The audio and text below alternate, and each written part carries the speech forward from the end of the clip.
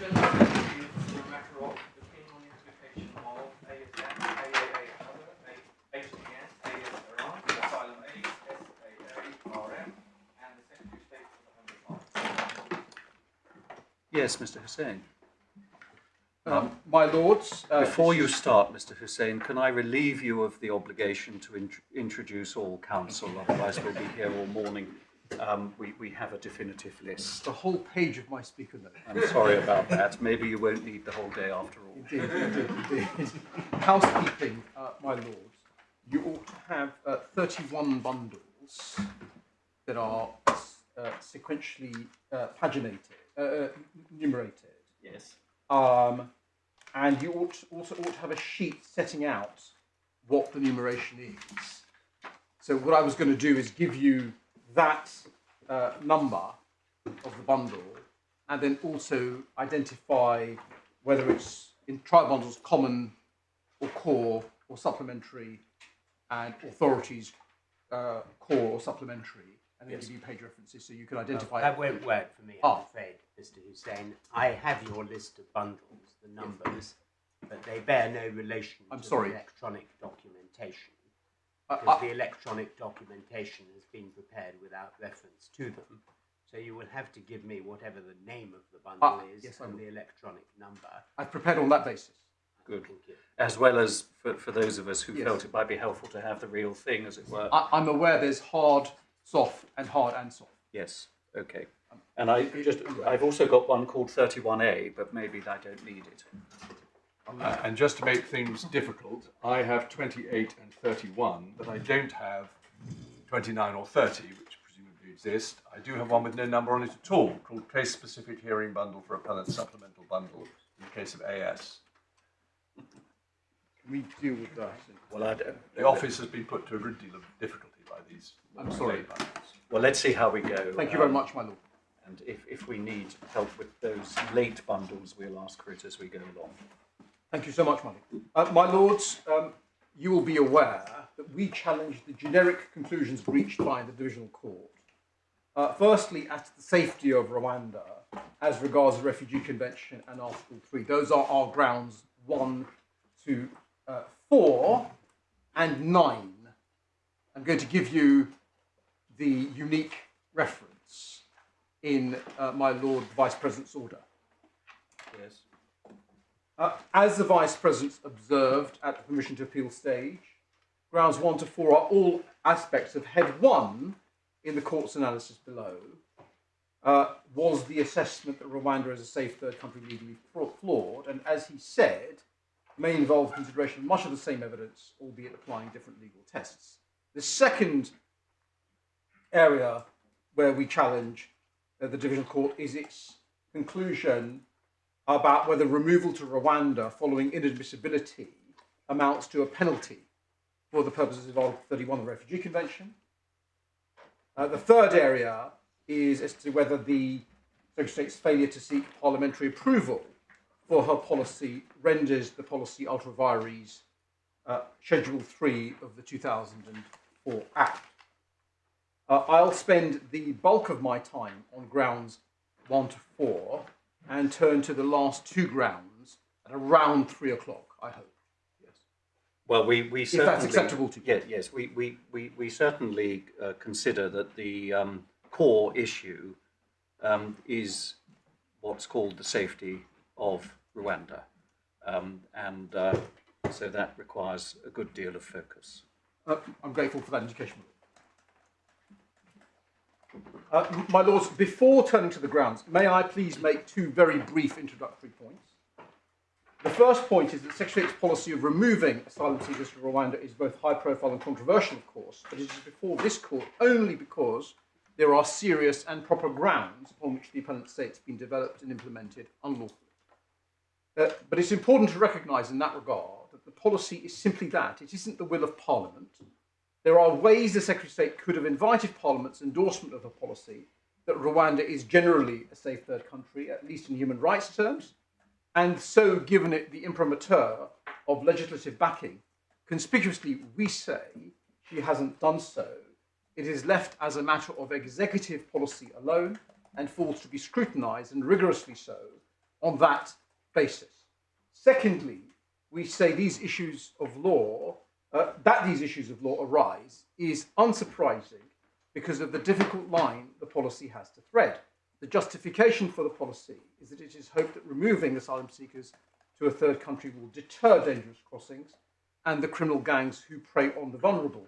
But there will only be any form of deterrent effect if the third country to which asylum seekers are removed is one to which they would not wish to go. In other words, the third country has to be sufficiently unattractive, we say, that its use may deter entry to the UK, but not so unattractive that it places the UK in breach of its human rights, refugee convention, and domestic legal obligations.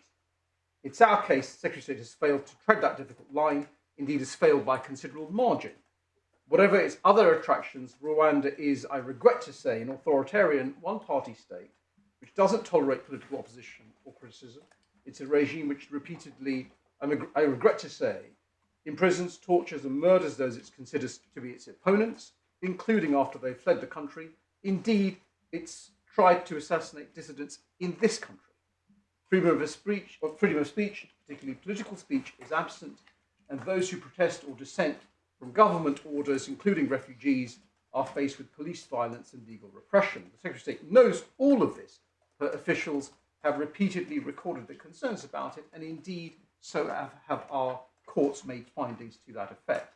This is, of course, classic Article 3 territory, and as a result, it required the Secretary of State to be particularly rigorous in her own examination of the potential Article 3 issues, in deciding whether or not to enter into arrangements with Rwanda, see especially her Ilias duty, ground 1, in identifying the assurances Rwanda needed to provide, and considering whether Rwanda would in fact deliver on them, see especially her Ottoman duty, that's ground 4, and in assessing whether there was a real risk that Article 3 standards would not in fact be met in Rwanda, see her Surin duty, ground 3. We say she failed in each respect, and the Divisional Court erred in law in failing to reach that conclusion and in failing to properly decide the Article 3 issues for itself. I hope with that short introduction I can then go to the legal framework if you need it. I don't want to go there. It's set out in the Divisional Court's judgment at paragraphs 11 to 12, and we'll be returning to it anyway when I go to my virus issue under Schedule 3. But I can take you to it now if you'd like.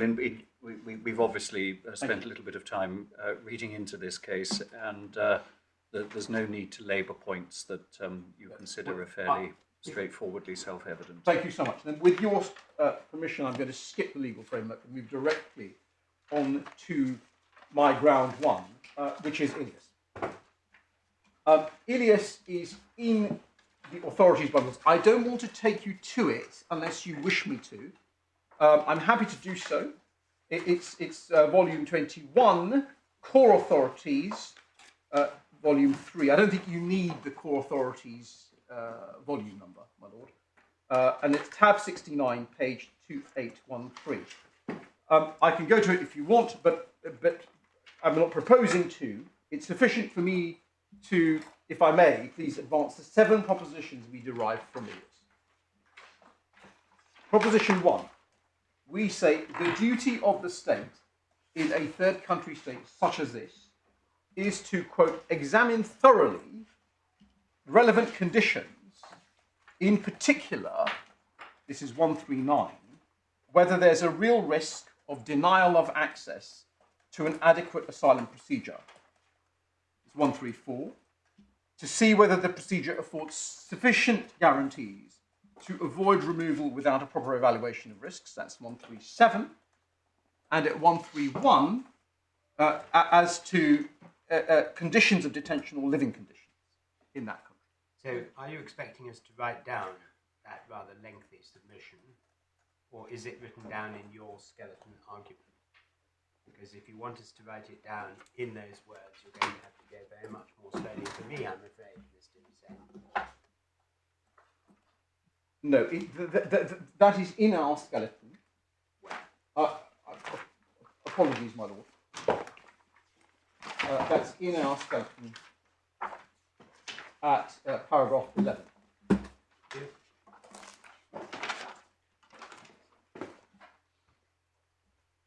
The second proposition, and I'm going to try to be much shorter and slower. Sorry. Second proposition is that it is a duty that applies in, quote, all cases of removal of an asylum seeker without examination of the claim on the merits. That's 134. And thirdly, my lords, this is important, it's a process duty. And we see that from paragraph 162 and 163, where the Grand Chamber in turn says that Hungary breached its procedural obligation. And in 164, where the Grand Chamber says that's sufficient to find a violation of Article 3. And it's also illustrated by 137, where the Grand Chamber says that there will be a breach of this duty, even absent a substantive slurring risk. It's a process duty. Now that's important because a key theme of my submission will be that you can't move directly from the process duty and excuse its breach by moving to the substantive duty, slurring, and saying there's no risk. If you haven't examined the material properly, it's not enough to say, well, there's no risk, because that substantive conclusion will be meaningless. It's like saying that an answer to a Tameside complaint is that there's no perversity. And that's an important aspect of my submissions, because it demonstrates that just as moving from the process duty to the substantive duty in slurring isn't an answer to Ilias, so moving directly from the Ilias duty of thorough examination to assurances and saying, well, they're the answer, that isn't appropriate either. Because when we look at assurances under Ottman, that is a substantive consideration. That is slurring in action in the context of assurances. I'm well aware that my lord has extensive experience of this issue. The fourth proposition from Ilias that we derive is that it's a proactive duty. It's a duty that the authorities must carry out of their own motion, and they must seek all relevant, generally available information. That's 141, Ilias. Fifth proposition, Ilias unsurprisingly focuses on the practical and up-to-date and real-world position rather than the theory. It's got to be up-to-date, the assessment. Mustn't focus on the theoretical functioning or the theoretical accessibility of the system, but also the safeguards it affords in practice. The state can't merely assume Article 3 conforming treatment, but has to first verify how the country applies its legislation, is the term that the Grand Chamber uses. Here, the assurances included. In practice, that's 141. The sixth proposition, the Grand Chamber recognises that UNHCR reports as to refoulement, capacity, denial of access were considered authoritative and required more than passing reference in its phrase. And that's 141, 159, 160, and 163. And my final references again. 141, 159, 160, and 163. Okay. And the reports themselves, if you're going to go back to this, are set out at 68 and 73. And then my final proposition is that Ilias sets a legal standard for the Secretary of State, compliance with which it is for the courts to determine, unlike, of course, Tameside, where it is the executive decision maker that decides subject to rationality what is required by way of reasonable inquiry. And we say the Divisional Court made manifest errors of principle, indeed errors of law, including in its approach to evidence, which it materially misunderstood or wrongly omitted to consider, which this court should recognise and correct. Given the last submission you've made, does Tameside actually add anything in this case beyond Ilias? If I may say so, it's a very good question. What it adds is the temporal focus. I see. All right, we'll come to that. So, my lords, moving then to the 5 errors that we identify in the court's approach to Ilias. That is our skeleton at paragraphs 13 to 24. Would you like me to also give you page numbers? Or? I think, well, for me, paragraphs are good enough. Thank you. I can't speak for my colleagues. Yes, for me also. So, thank you. So, paragraphs 13 to 24, and these are, in brief, insufficiently exacting scrutiny applied, failure to properly consider evidential gaps, and there are 6 of them. The third error is an error in principle as to the assessment of evidence. Fourthly, a failure to consider the flaws in the assessment recognised by the report prepared for the IAGCI, the Independent Advisory Group on Country Information. And the 5th error is the conclusion that the Ilias breach was not only not made out, but it would be bound to fail on appeal. That's the certification, the clearly unfounded conclusion at 179. So those are the 5 errors. The first is that the court applied insufficiently exacting scrutiny. We address that at paragraph 13 of our skeleton. The court thought that mere consideration was sufficient to amount to a thorough examination, as if Ilias were the human rights analogue of the duty to have regard to a relevancy. And so, at paragraph 16 of its judgment, and you have the judgment in volume 1, that's volume 1 for both electronic and hard, volume 1 common bundle, it's at page 11. Again, I'm very happy to give page references to the Divisional Court. If you have it loose, as I do, I can just give you paragraphs, references. Well, again, speaking for myself, paragraph numbers for judgments are always more helpful. Thank you. No dissent. For me, sorry, me too. I have it loose. So just paragraph. So para 60 of the Div Court judgment. Para 60 Div Court,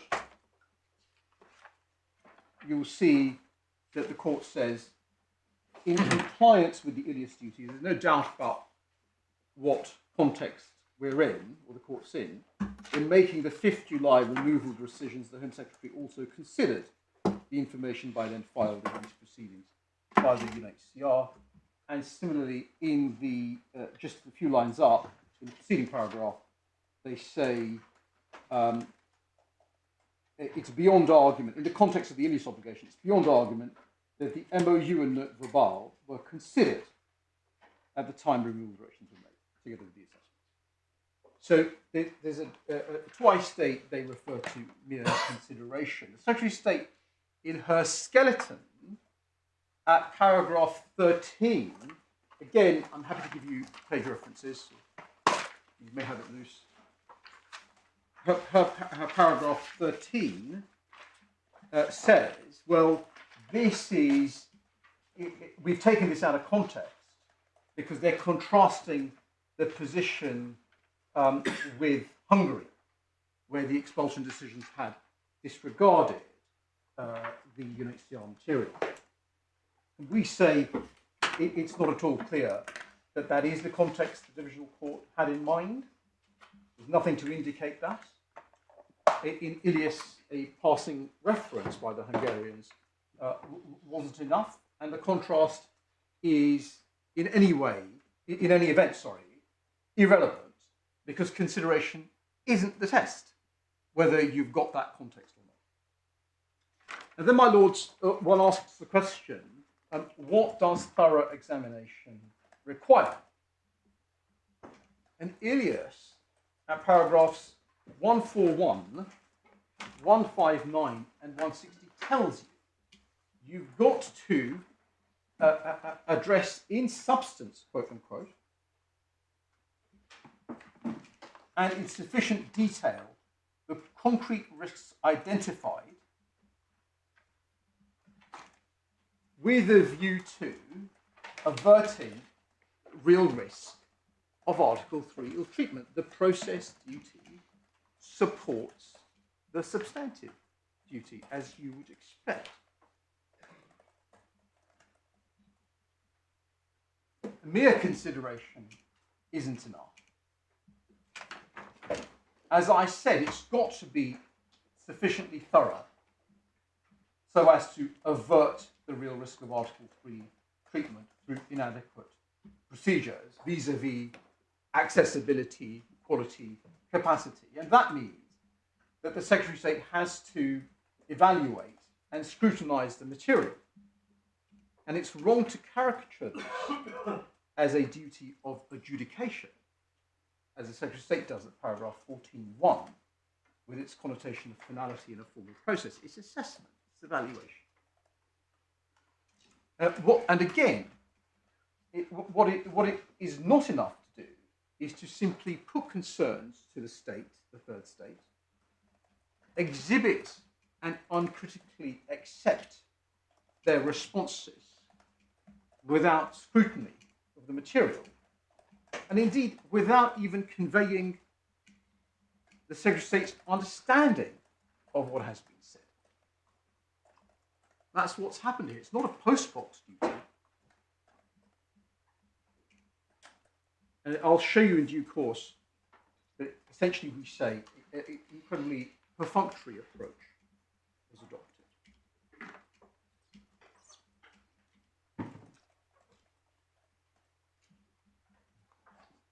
Then, my lords, we note that Secretary of State in her skeleton at paragraph 14.1 wrongly appears to suggest that, quote unquote, taking account of the UNHCR evidence and seeking a response from the Rwandans is all that was required, or noting that the Divisional Court noted that one was provided, as if that's all that's required. That's the sort of tick box exercise that falls well short of what Article 3 requires. That's the Secretary of State statement at 14.1.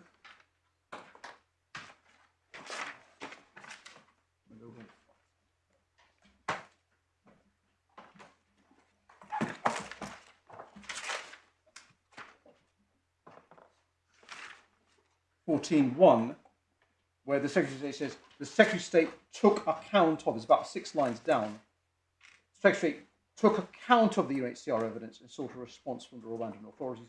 The court took account of the UNHCR evidence and noted a response had been received. Well, that's not enough.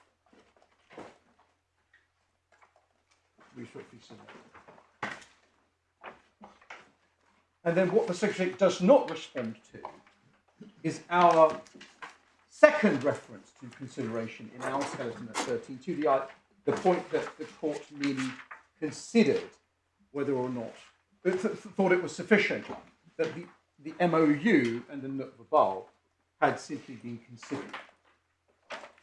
No response to that. The second error that we identify under this ground is that in respect of 6 areas,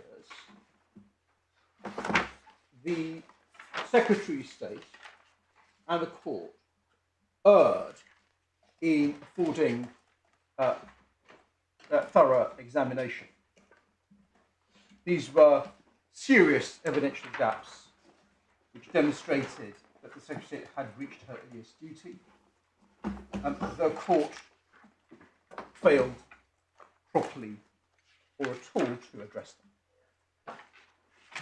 and we've set those out at paragraph 14 and onwards of our skeleton.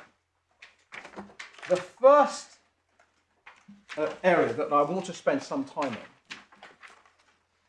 on is in relation to the Israel-Rwanda agreement.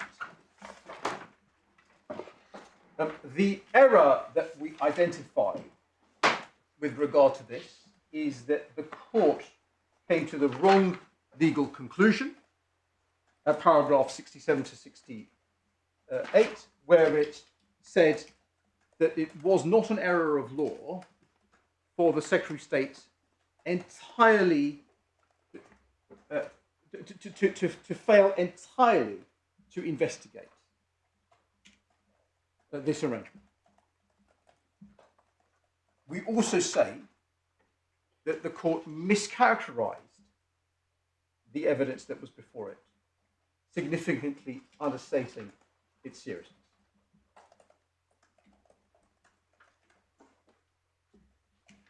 Now, because of that finding by the court that there was a complete failure to investigate this arrangement, the Secretary of State has to say, and she says, that this arrangement was entirely irrelevant to the exercise she was conducting.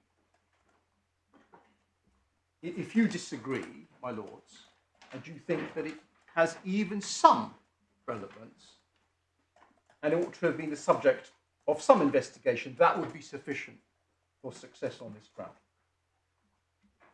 That your lordships might think it's obvious that the Secretary of State was duty-bound to investigate this recent third country agreement, and I hope to show you that that is indeed the case when we actually look at what the evidence was. And can I then turn to that, please? It's summarised in our skeleton at paragraph 15.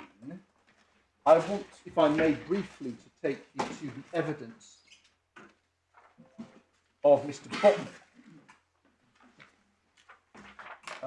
And that, my lords, is in volume, this is a second statement, volume 5, that's common volume 5 and electronic 5.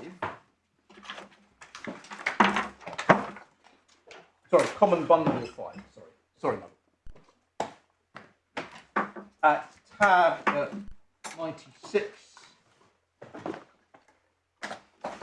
at page 1674 is where it begins. And please, can I take you to paragraph 119 at page 1716.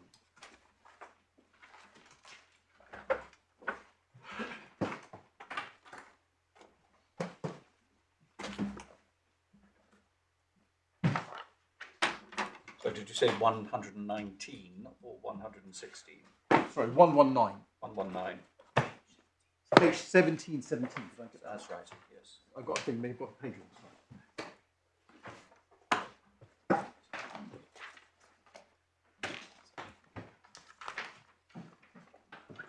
So he says, in his view, the arrangement is illustrative of the danger and suffering that are liable to arise, in UNHCR's view, I should say as well, are liable to arise from the UK's externalisation plan. The arrangement was a confidential bilateral agreement. Which paragraph are you reading? 119 and now 120. Sorry. He was shown documentation 121. Fortunately, he was senior protection officer based in Israel. He's refreshed his memory. Shown documentation, as I said. He exhibits an internal summary. I don't need to take you to that. And he describes, in broad terms, the transfer arrangement at 122 to 123, and then says at 124, the situation asylum seekers found in Rwanda was completely different. So sorry, do we have LB7? I know you don't want to take us to it, but just you haven't got all the exhibits. You do, yes, you do. And it's at, I think it's, let's get it. 3. Page 1750. 48, so 1748, sorry. Tab 103. Thank you. 1747. It's the summary note. Yes, thank you. And if your lordship's interested, I'm going to take you to it. But if you just No, I didn't want cast to your take it. I eye, just wanted to mark up my copy. 1749 second bullet is interesting. 1749 second bullet.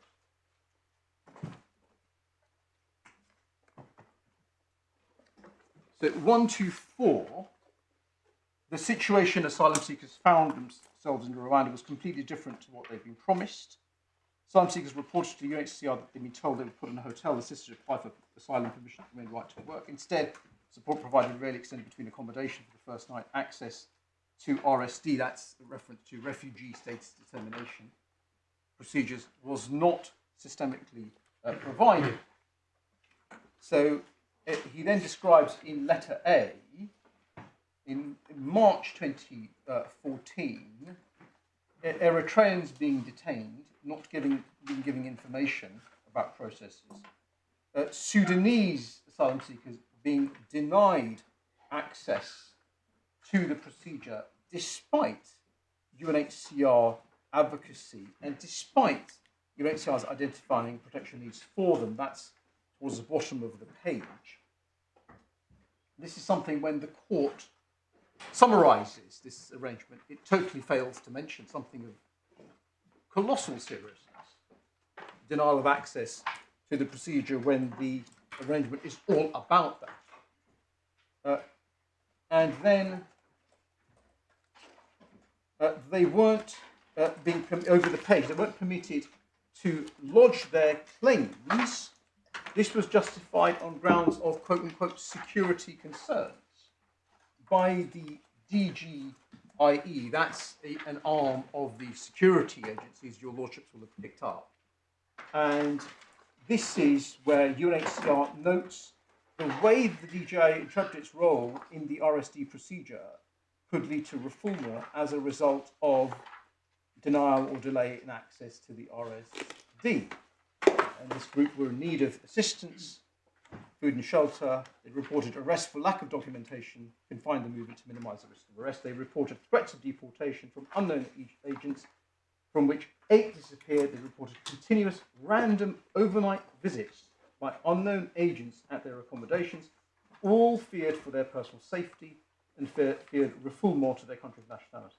Mr. Hussein, could I ask you where we find the assurances that the Rwandan government gave to the Israeli government? Well, you don't, because the Secretary of State did not, well, there's no evidence that she sought them. And the court found that the Secretary's failure to seek neither the terms of the assurance or of the arrangement, or the its operation was entirely lawful, entirely permissible, entirely lawful, because it said this arrangement had to be assessed, quote unquote, on its own terms. So you don't have it, but I think it's a fairly reasonable inference to draw that the Israelis would not have been content with this, and that Rwandans would not have been giving Israelis the assurance that this is the sort of conduct that would await those transferred. It was an arrangement for the transfer of asylum seekers. Do we know when it started and stopped? Yes. I'm sure that's in here somewhere. Yes, it started in 2013. So this is a point I was going to make. The Secretary of State places in her skeleton, whenever she suggests a date for the arrangement, you should read that with a health warning, because she repeatedly says 2013 as if it's somewhat anachronistic. It was in operation from 2013 to 2018 when the Israeli Supreme Court quashed it. And the UNHCR give evidence as of, in para 1, if you want to skip forward, you asked me a question about dates, that in 2022, so last year, people who'd been transferred still had no formal status despite having claimed asylum several years ago. That's at 128. Okay. And do we know how many people were transferred under the agreement? In total, no, but I'm sure.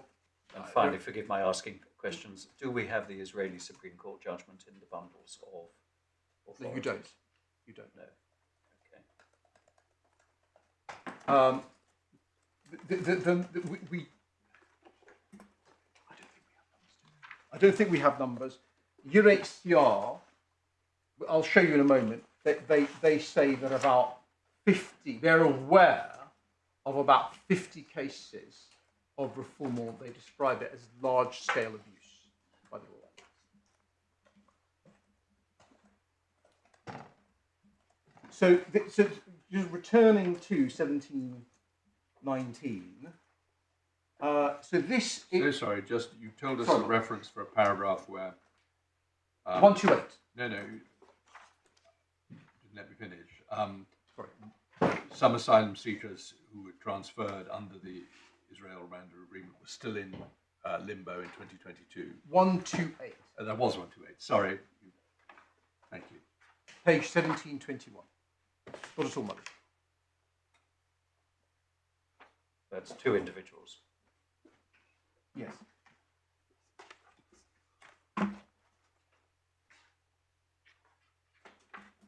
And then letter B on the page we were at, 1719, identifies breaches of Rwandan law as regards access to the RSDC, that's the committee. January 2016, they were aware of only 9 Eritreans, 2 South Sudanese transferred who'd remained. At the time, 10 were registered. None of them had retained any other forms of residence, etc. UNHCR noted breaches of Rwandan law in the processing of their cases, in particular that most have been kept pending for many months despite the law requiring referral within 15 days. And their contact at the bottom of the paragraph had provided them upon arrival, whose affiliation remains unknown, had sought to dissuade them from seeking assistance from MINEMA, that's the executive department that deals with asylum cases. And then letter C, a reference to many asylum seekers, 80 Eritrean Sudanese asylum seekers in Italy being interviewed, who've been transferred, and it describes what they had experienced. Many of them died en route to Libya. Extortion, detention, abuse, violence, and torture.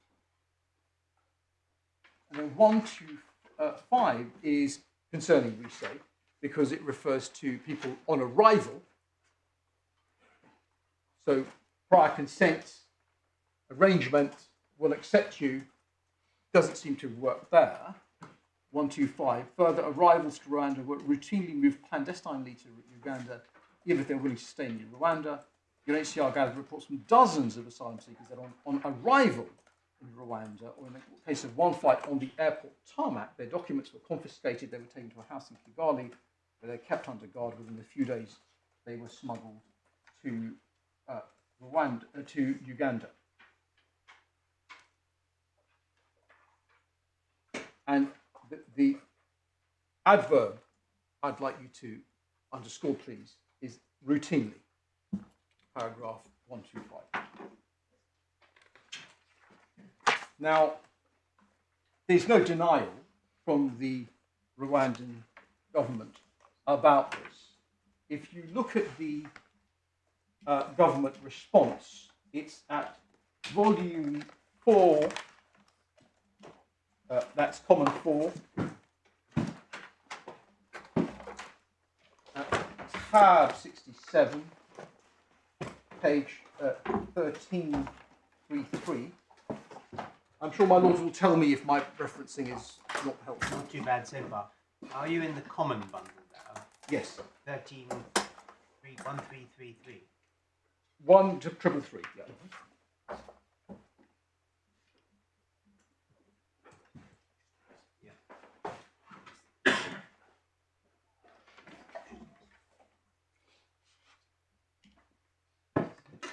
So this is a government response.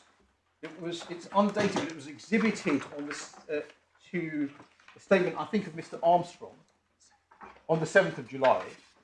And what this seeks to do is provide a seriatim response to that statement that we've just been in. Sorry, just again for my note, it's exhibited to which Armstrong witness statement? I think it was number 2. Is that we've only got some of them? You don't. I think you've got the 1st and the 5th. But you see. Can I just be clear about this? Yes. What did Mr. Armstrong say about these exhibits? Did he say, or did it just simply say, I exhibit a number of documents, full stop? It's the latter. He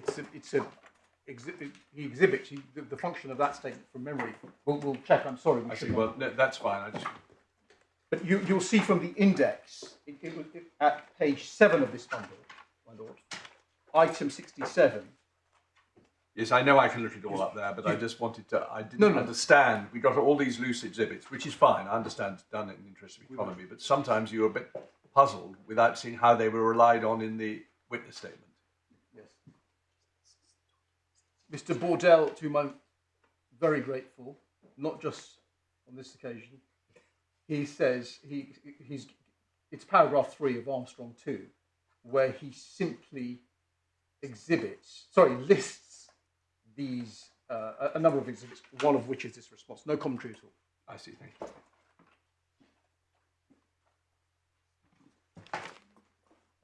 And so, as I said, this seeks to provide a seriatim response.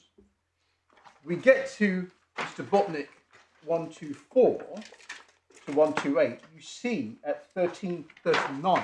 I'm so sorry, I distracted you. No. You took us to 1333. Yes, that's the document. Right, but you'll not take us through it. No, not now. Okay. I will be in due course. Yes, I see. No, that's fine. Thank you. What I'm trying to do is only take you to material that's relevant to the ground I'm on. Yeah. Otherwise, it gets a little bit difficult to manage. There's a massive material. And so... So you wanted us to go to 1339. 1339, because that is relevant for the point I'm on at the moment, Israel, Rwanda. Seriatim response to Mr. Botnick. This is where the Secretary seeks information from the Rwandans. And this is what they say about that very concerning account.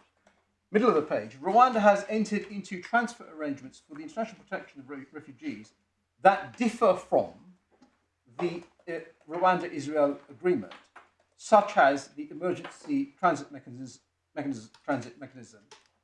in partnership with the AU and UNHCR and the Afghan School for Girls.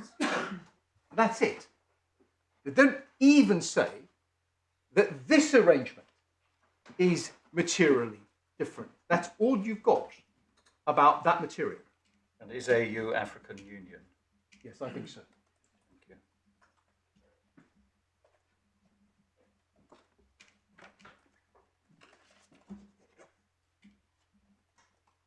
And then at 15.2, so we say, I'm going to make good the point with some further submissions, but that is quite startling. And the court said that's okay, it's enough. They don't even say that our arrangement is different from this one. They say Rwanda has entered into transfer arrangements for protection, such as, you've seen the text.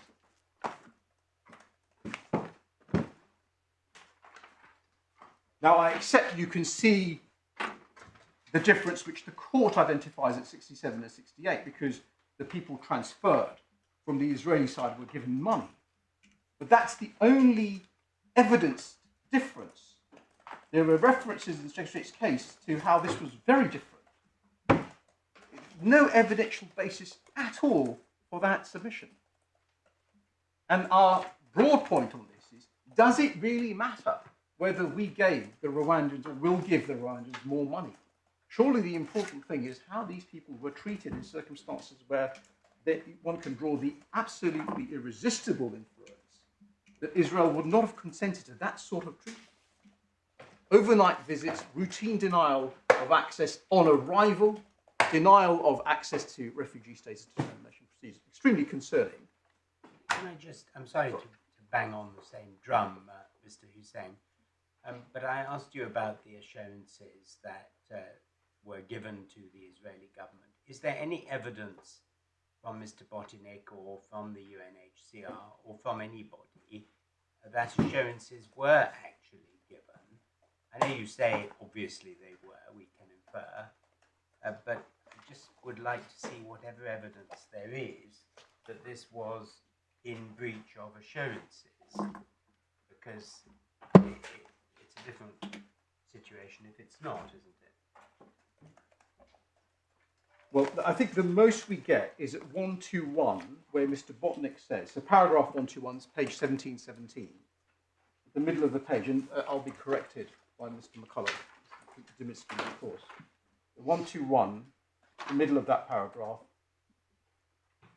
I've refreshed my memory by reference to various press statements made by UNHCR and a published report. I've also been shown documentation concerning the arrangement by my colleagues. And he doesn't say whether that includes the assurances. But no, I think that's as far as we get. Our point, my lord, is that if this wasn't ripe for investigation pursuant to the Ilias duty of thorough examination, then what on earth was?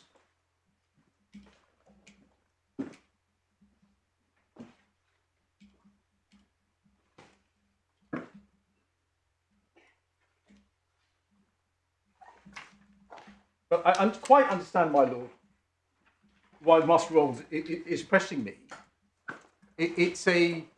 We respectfully submit, this is a problem for the Secretary of State that you don't have this here. It demonstrates a breach of the Ilias duty. Her case is, this is all entirely irrelevant. But that's completely question-making. I suppose there is a possible world where the Rwandans did not give any assurances whatsoever. Assume the worst evidential case against me. Why hasn't it been investigated? It only works, we would say, on that sort of hypothesis. Mr. Botnick doesn't say what the documentation was that he was shown concerning that arrangement. No, he refers to it being a confidential arrangement in the previous paragraph. But he doesn't say he hasn't exhibited it because it's confidential. He doesn't say that. But with respect, the Ilias duty of thorough examination isn't a duty on the UNHCR. It's the duty on the state.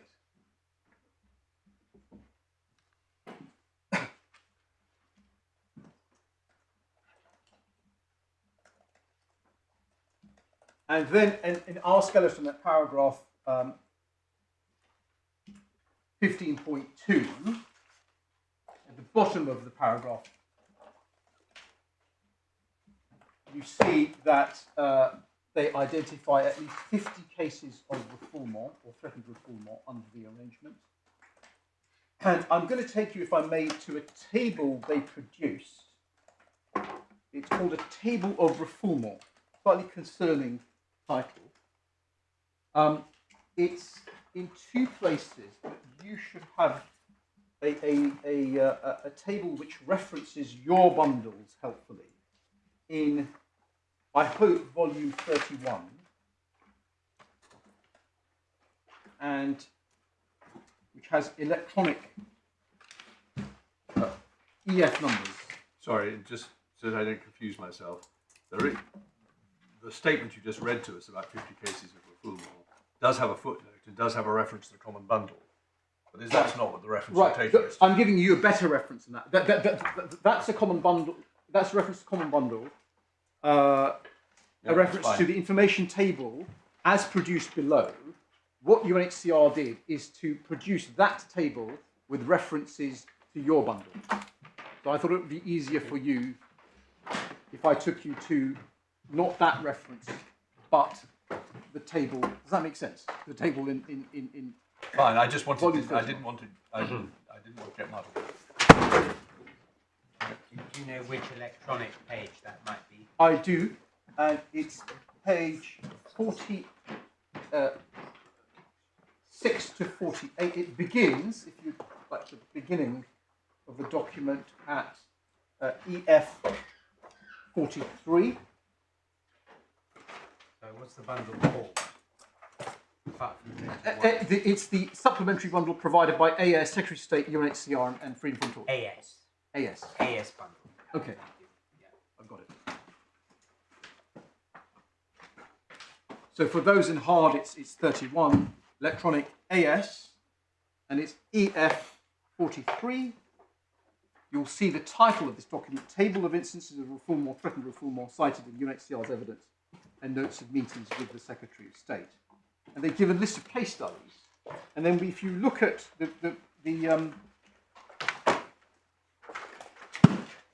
So we're looking at the Israeli-Rwanda one. Exactly, I was just about to say, the way to identify the numbers is if you look at the category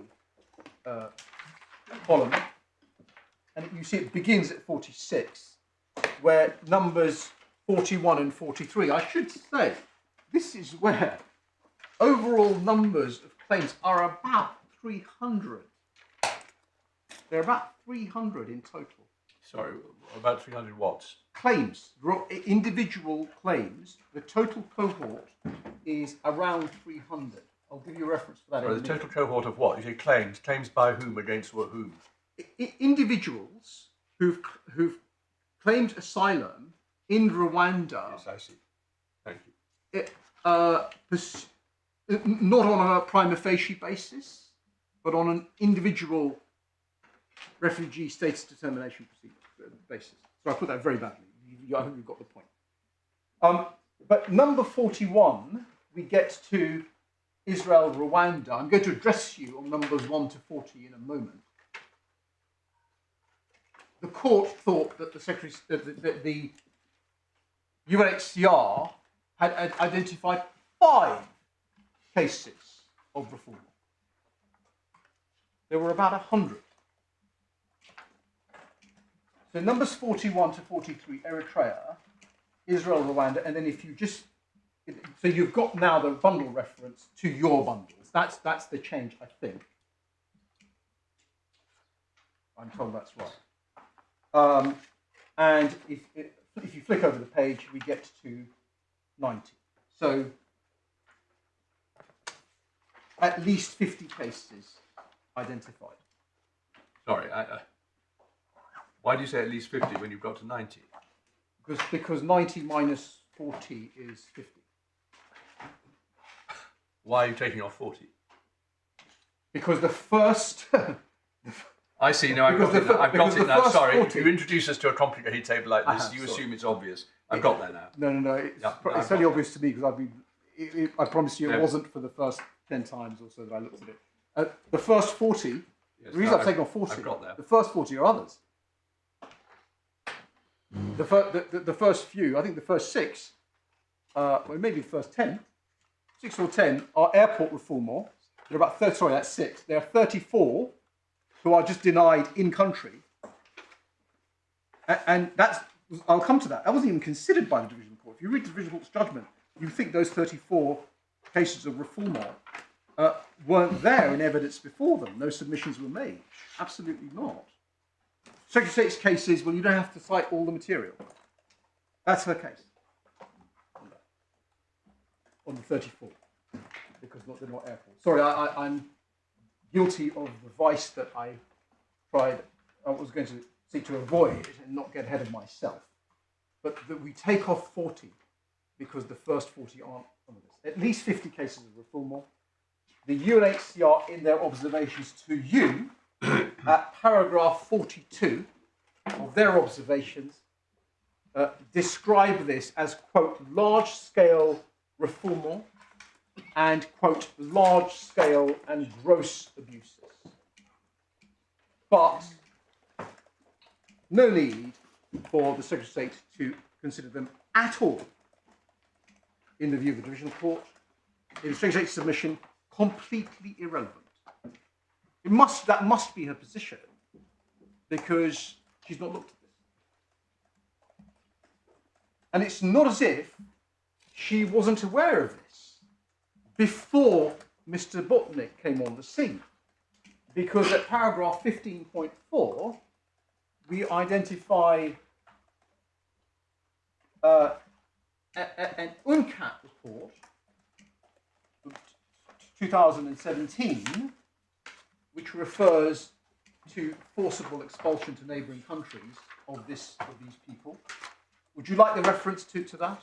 I don't want to take you to it. Yes, please. Of course, my lord. So the UNCAT review is Common Bundle 3, also Hard 3, tab 39, page 1149. So this is footnote 29, in fact. Yes, but I was going to just give you something slightly better than that. Exactly. Page 1149, paragraph 46, and it's in the middle of the page.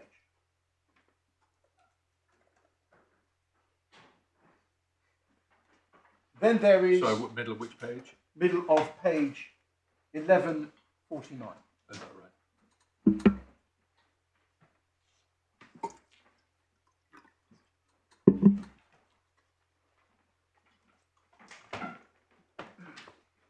And then and then you have the other two references. So this is the FCDO submission. So His Majesty's Government, 21st of April 2021, FCDO submission says in terms, those who were transferred were at risk of refoulement. So it's not as if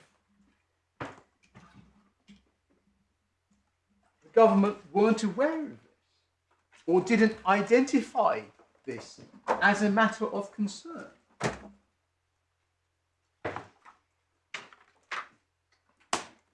So it is, of course, perfectly proper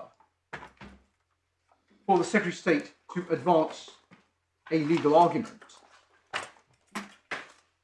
to the effect that, never mind all of that, this is all technically completely irrelevant. I can make a forensic point that 2 years ago, that appears not to be the position.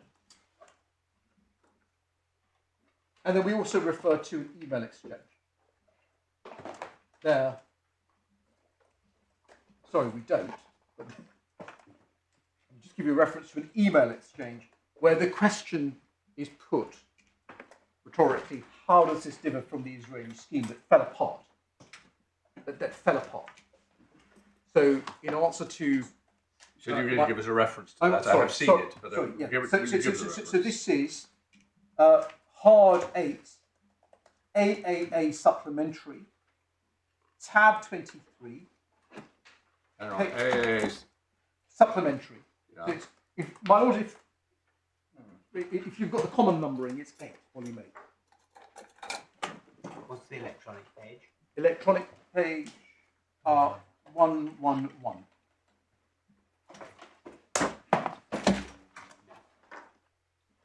Not No. the common one. It depends which bundle, but not in the common bundle. No, sorry, supplementary model.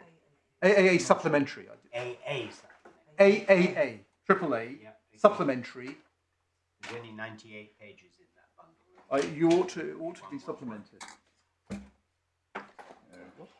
147 pages, yes, but it was supplemented. But it hasn't reached you. Well, tab 8, Mr. Hussain, is a witness statement of Ms. Nguyen. Is that what we're looking at? No. Tab 23. Did I say so? No, No, it's volume 8. Sorry, model. You did say tab 8, but don't worry. Did I? I'm so sorry. Well, maybe I misheard. It's bundle Doesn't 8. matter. No. 23, I've got it now. So this is somebody addressing the SPADs. In which department? Well, it's directed to Mr. Hobbs and Mr. Armstrong, who are heads of the third country action department. And Now on the right page is the one that starts high SPADs. Yes. At the bottom of the page, how does this differ from the Israeli scheme that fell apart? And that's a year to the day after the FC. That's the whole of the page, is it? It doesn't actually appear to answer the question. But well, the answer is the UK has a practice. yes, no, but I see that. Quite. But I wonder whether Quite. all the others have more than one bullet. I wanted to make sure this was complete. So this is a note for whoever's briefing the lobby Yes, correspondence. exactly. Yeah. Okay, well, I think we understand how that works. Yeah. Right. Yeah. I take your point.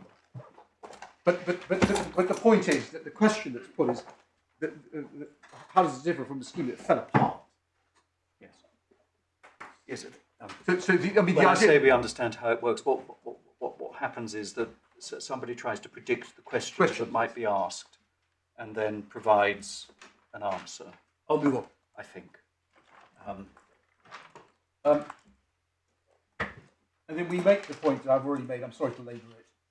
That the court doesn't address any of this evidence. This is 15.3. Sorry, just one more point before we leave this. Yes, What's of the course. date of this document? The 21st of April 2022.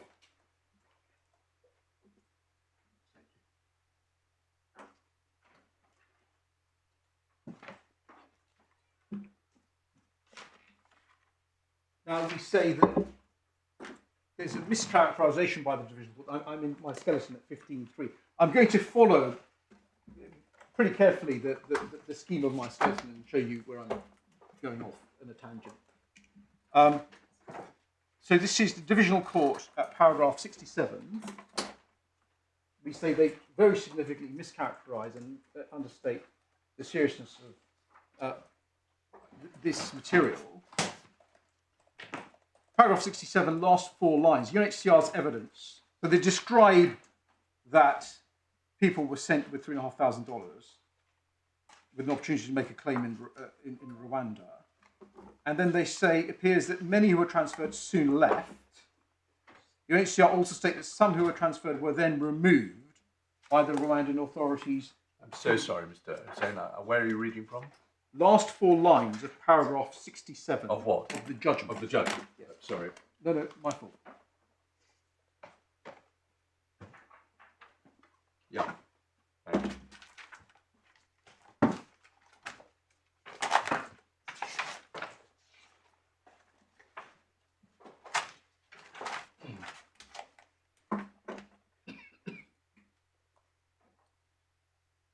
So UNHCR's evidence was that those who were transferred weren't provided with support. It appears that many who were transferred soon left Rwanda. UNHCR also states that some who were transferred were then removed by the Rwandan authorities to Uganda. So the understatement, the mischaracterization, most significantly, is the denial of asylum access on grounds of security by the DGIE.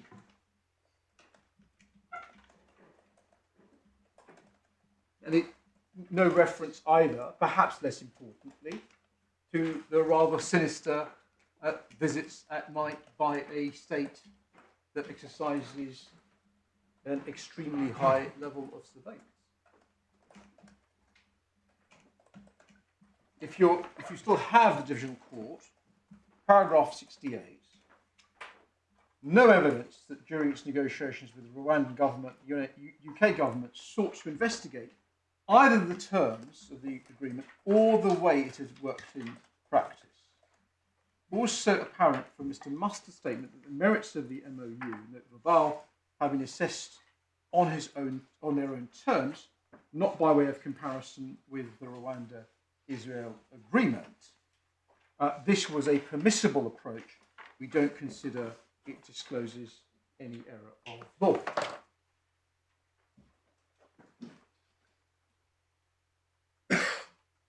Now, the Secretary of State's skeleton at 22 Roman 2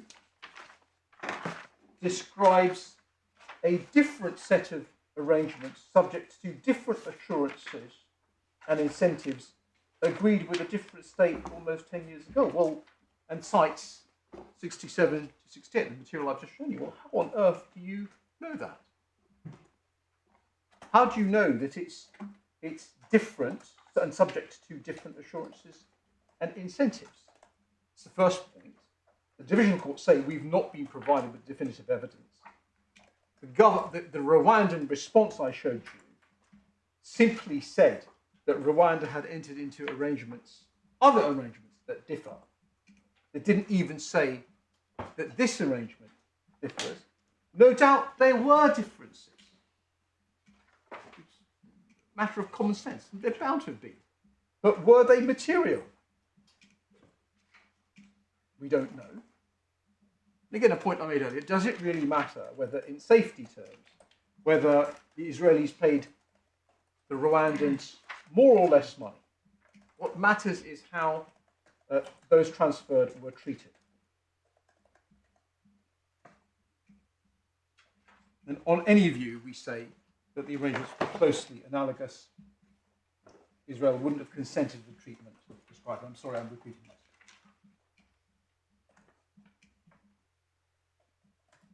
Secretary of State's skeleton is driven, we submit, to the surprising proposition that this arrangement is quote-unquote irrelevant, that's 14 Roman 2, and has no material bearing on present matters.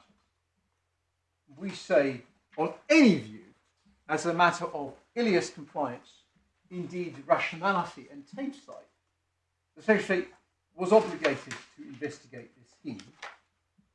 I don't need authority, but I'm going to come on to the campaign against the arms trade case in a moment. My Lord will be well aware of that, as will Sir James. But the point is obvious. If I order a bespoke suit and a reliable friend tells me that the last time the tailor made a bespoke suit, albeit with different measurements for a tighter suit, younger man, different cloth, he botched it up, that's not something that I would merely ignore on the basis that my order was new. Unless perhaps my name was Professor Pangloss.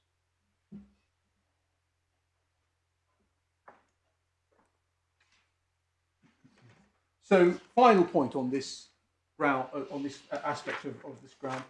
Unless your lordships agree that this arrangement is entirely irrelevant as far as Ilias is concerned, then that's sufficient for success on this ground. Any marginal relevance is sufficient. It just wasn't investigated.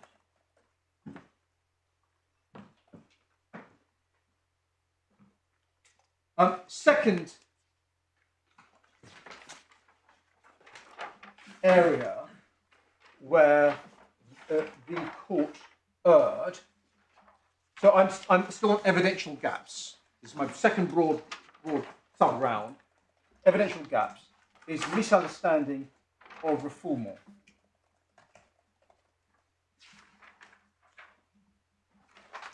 By the Rwandan authorities, which the Divisional Court fails to record or to address at all. The Secretary of State made the same error.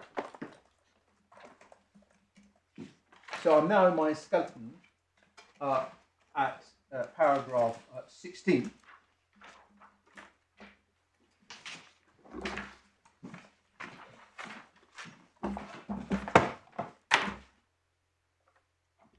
So we see essentially at paragraph 16 that on the 24th of April 2022,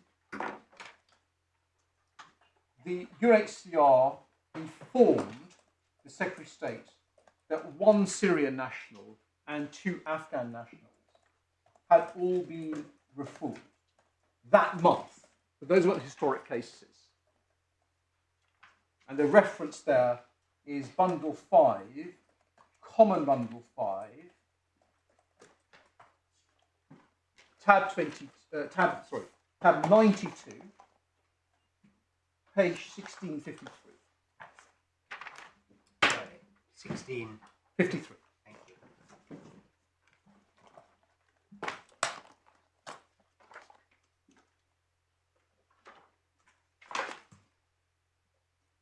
you. you asked us to go there. Yes, please, if I may.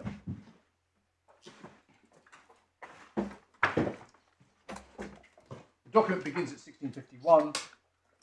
That's an email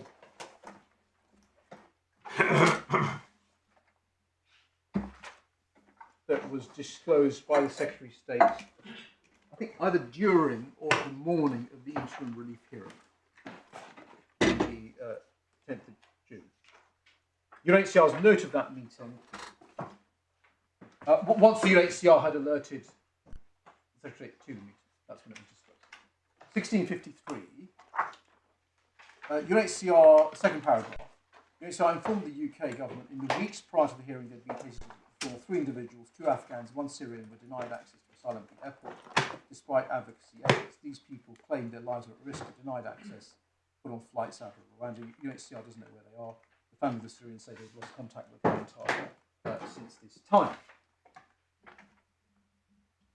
Mr. Botnick discusses this in his second and third statements, actually. In his second statement, please, if you're still in this bundle, if you go to tab 96, and that's page 1711,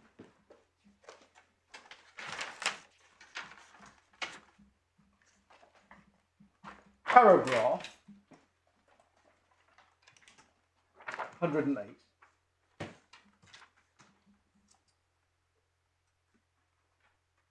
Where they talk about where he talks about 5 cases.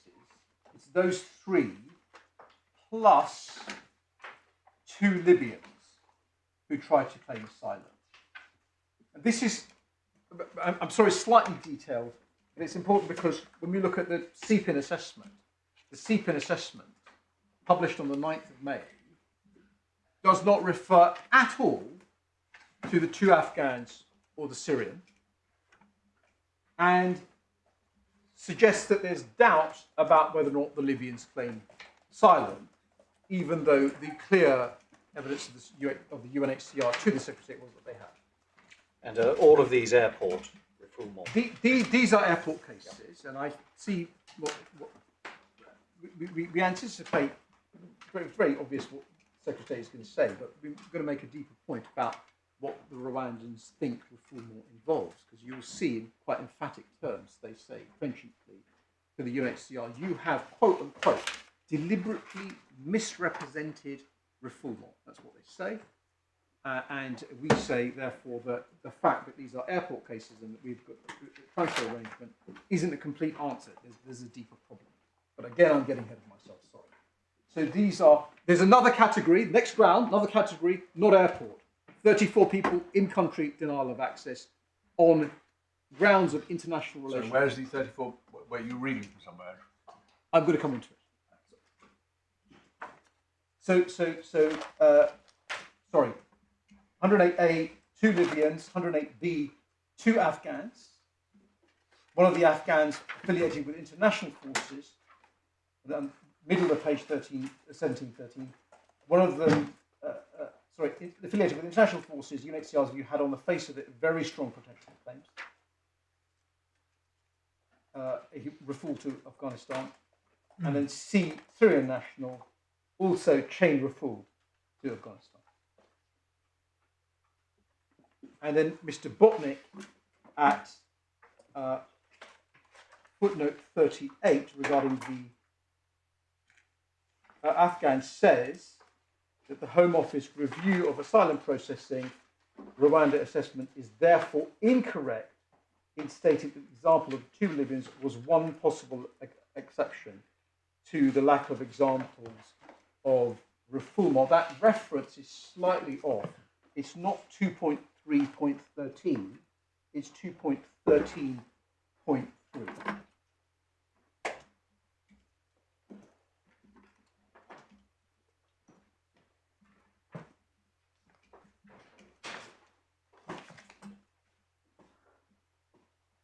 And you see at 109, he says UNHCR doesn't know what information was elicited from the individuals who interviewed, who made the decision. Despite UNHCR representations, my colleagues were only provided with an update once the individuals were put on the plane the Rwandan officials referred to grounds of national security as a reason for refusing access to territory, but failed to provide any detailed reasons. So where are you reading that from? Paragraph 109, my lord. 109. 1714.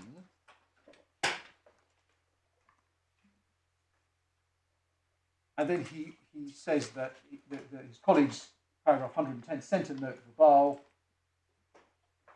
highlighting regarding the Syrian and Afghan nationals. Please note the date. That's a week after, 8 days after the MOU had been agreed, the week after it was published, just before the assessment was published. So it's absolutely contemporaneous with our arrangement. And then at 111, UNHCR doesn't have presence at the airport, only becomes aware of these cases by chance. UNHCR is concerned very likely that further people have been turned away from the airport without UNHCR being notified. And then, if you'll please stay in this bundle, Botnik 3, Mr. Botnik 3 is at tab 104, page 1762. And then I please take you to paragraphs 13 to 17, pages 1767. Paragraph 13, airport cases. My previous statement, I cited 5 instances. Then he summarises those. 14, UNHCR is confident that it's led to chain refoulement. And then he says that UNHCR sent 2 notes verbal to the government of Rwanda about the 5 asylum seekers, the Libyans, 3rd February 21, and then the Afghan and Syrians on the 21st of April. The response is annexed. I'll take you to that in a minute, because it is concerning. As he says, as I explained, these are, this is confidential, but because the government had disclosed a note verbal on their side, he felt it fit to do so on his side. And then at 16, I should just say, at the bottom of the page, 1768, talks about underreporting, and then he says that the concern is reinforced by the information that's been provided, which refers to a further 4 Syrians. And I think they don't count that in their table. No.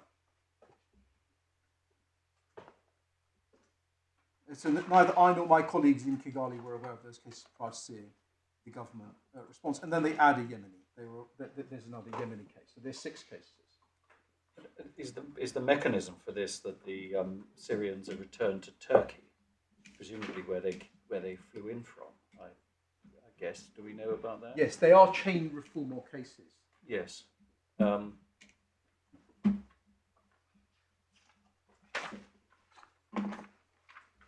the Afghanis to Dubai, maybe where they'd flown in from. Yes, but we say something fit for investigation. Now, the response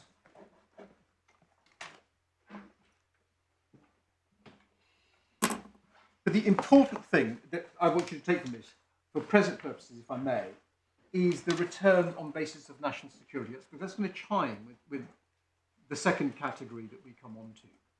So out of the 90, we've got 6. We're not counting the extra 4. You've got 50 in Israel, Rwanda. And it leaves 34. And again, UNHCR is going to say that's international relations.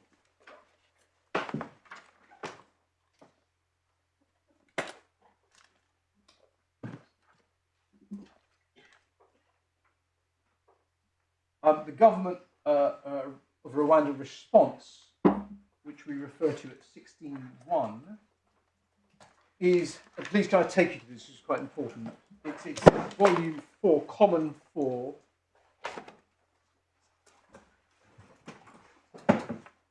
at tab 61, page 1308. And this is dated, you see from the end of the document, 11th of May last year, 2 days after the assessment was published, and about a month after the MOU was agreed. And it starts by saying, thank you for the good work, etc. Second paragraph, against this background, it's unfortunate that we received from your good office the aforesaid note verbal with overstated claims premised on what was coined as repeated instances of refoulement and denial of admission to Rwandan territory. We have a very liberal visa regime. However, deceitful travellers who attempt to abuse this border openness are routinely intercepted by immigration officials. Appropriate measures are taken. And then this third paragraph. While we disregard the deliberate misrepresentation of refoulement in relation to the mentioned cases in the note above, should be noted Rwanda has never sent back from its frontiers any asylum seeker to the country of origin or to another country. Worth noting is that an asylum seeker is required to present his need or her need for protection immediately upon arrival at the airport entry point, not to invoke asylum as an alternative reason after failing to satisfy immigration entry requirements. Disregard deportation removal of inadmissible immigrants is done in accordance with immigration law, will continue wherever necessary. Could you remind me where the note verbal is that responds to? So that is exhibited in Botnik 3.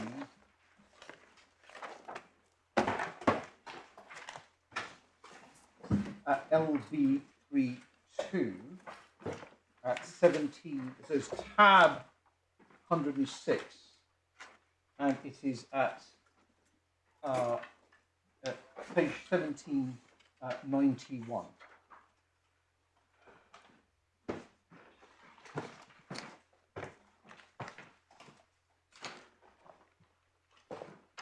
So the Libyan cases are 1790. The Afghan and the Syrians are 1791.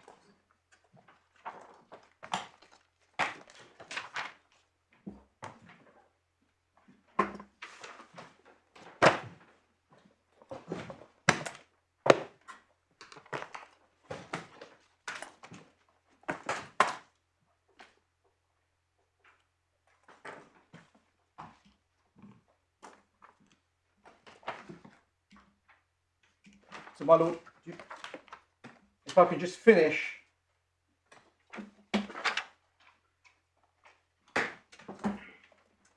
on the document that we were in.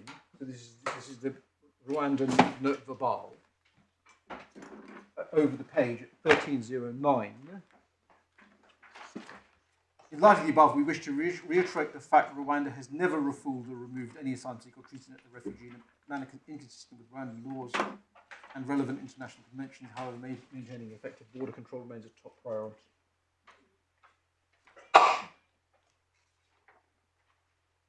And then can I please just take you in this bundle to tab 76, page 1387. That's when it begins. My Lord, the Vice President may recall I took him to this last month. And I want to take you to paragraph 27, if I may. 1401.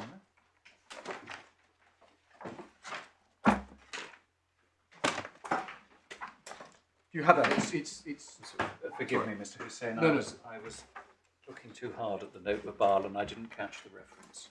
Not at all. It's if you're in the fifth bundle. Yeah, oh, I was in the right bundle, yes.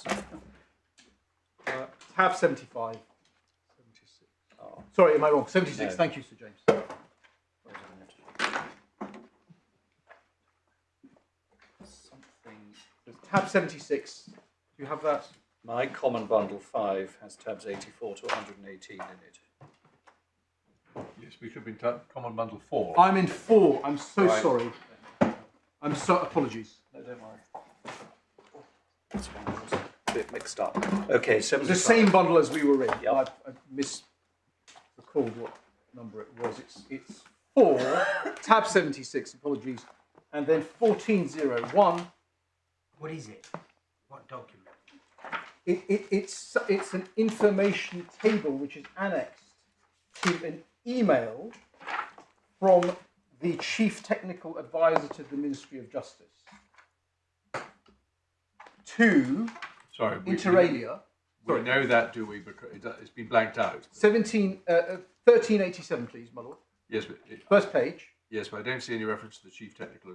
Oh, I see at the bottom. It's at the bottom. Sorry, It's redacted. The name's redacted. but yes, sorry. And we see the recipients include Mr. Armstrong. So I still don't quite understand. At 1387, we say, please find attached Rwanda's response to the questions concerning their process and all other laws. Yes. So that is what we're looking at now, is it? Correct, my lord. Yes. At 1401, the tabular response to the queries that were raised. Yes. And this is exhibited to Mr. Armstrong 1. Is that right? Not Armstrong 5. You're probably right. The index. The index will tell us the answer. It is one. Thank you. So, my lords, forgive me. The genesis of these documents isn't obvious. One of the points we make is that what you signally do not have is even one statement from a Rwandan official supported by a statement of truth. Would you expect that in the context of the diplomatic exchanges? Well, we say it's entirely, absolutely relevant to the weight one would have thought. Yes, I see. Does Particularly when they're contradictory. Again, I'm ahead of myself. Sorry, my lord. in this case we do have Armstrong 1, so I won't waste time looking now, but we can look and see what Mr. Armstrong says about the genesis of this document. Yes, you do. Well, unless you want to take us to that, I can Page. read that for myself later.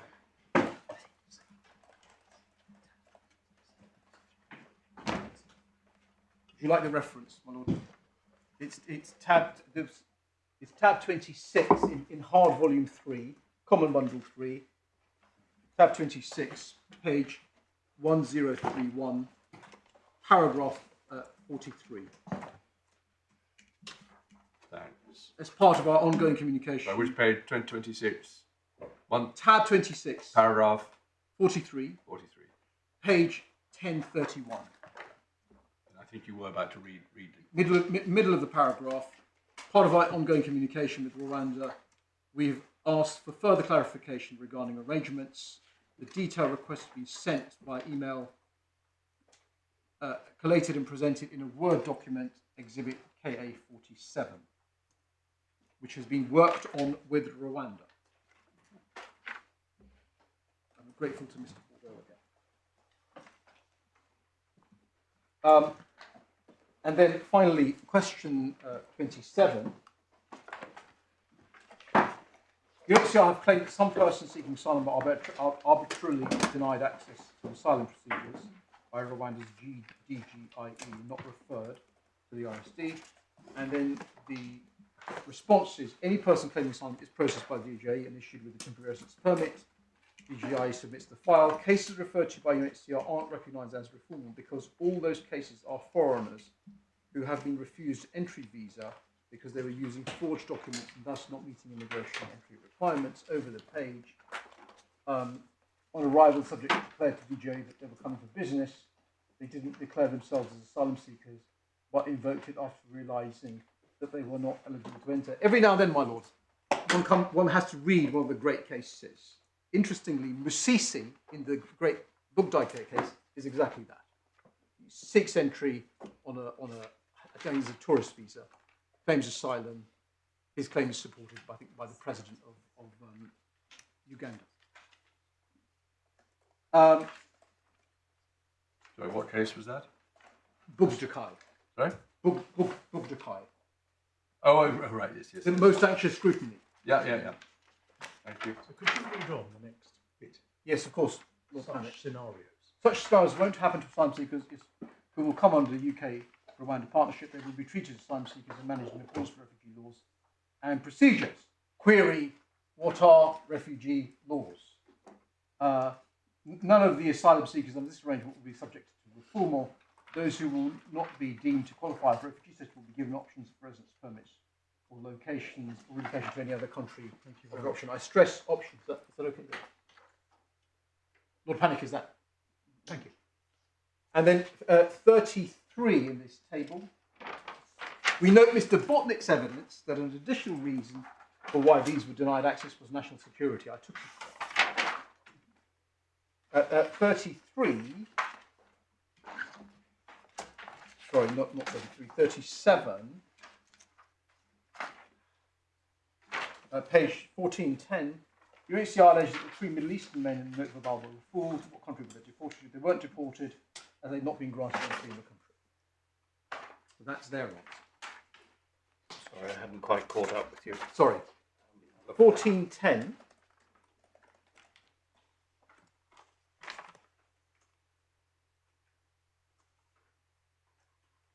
And what's the 37. yes? What's the government statement there referred to? The government. Further information on this can be found in the government statement. I had assumed that is a reference to the response to the note verbal, but I could be wrong.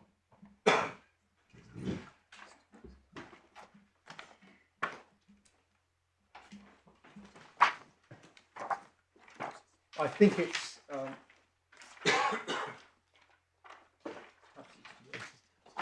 tab 68.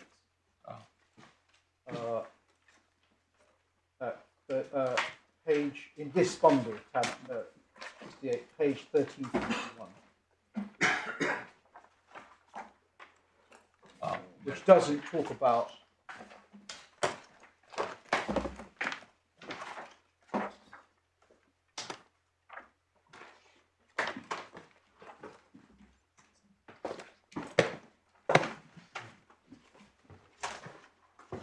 Just remind yes, us. sorry, Mr. Woodall again is right. Absolutely indispensable. 1345 is the page number, and it's the bottom, it's the second half of paragraph 11. On arrival at the airport, some stated an intention to transit through Rwanda, others stated business reasons. Intended final destination was Kuwait. In accordance with protocol national laws, they were denied entry and returned to the destinations of origin, Turkey, Lebanon. No Syrian Afghani was referred to Syria or Afghanistan. Mr. Botnick will say that what the government is doing is either accepting facts but wrongly legally characterising them, or denying facts of the existence of which UNHCR are certain. There's a very interesting table that UNHCR prepared below. Sorry, not a table. In their submissions below.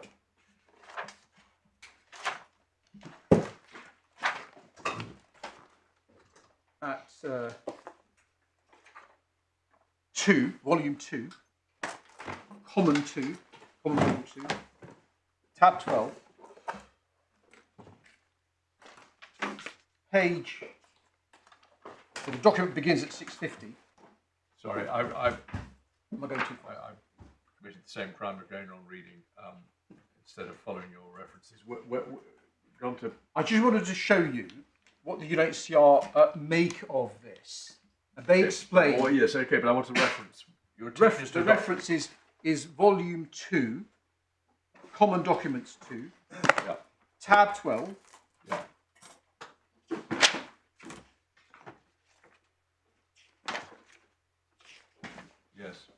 document begins at page 650. I wanted to show you paragraph 27 at page 666.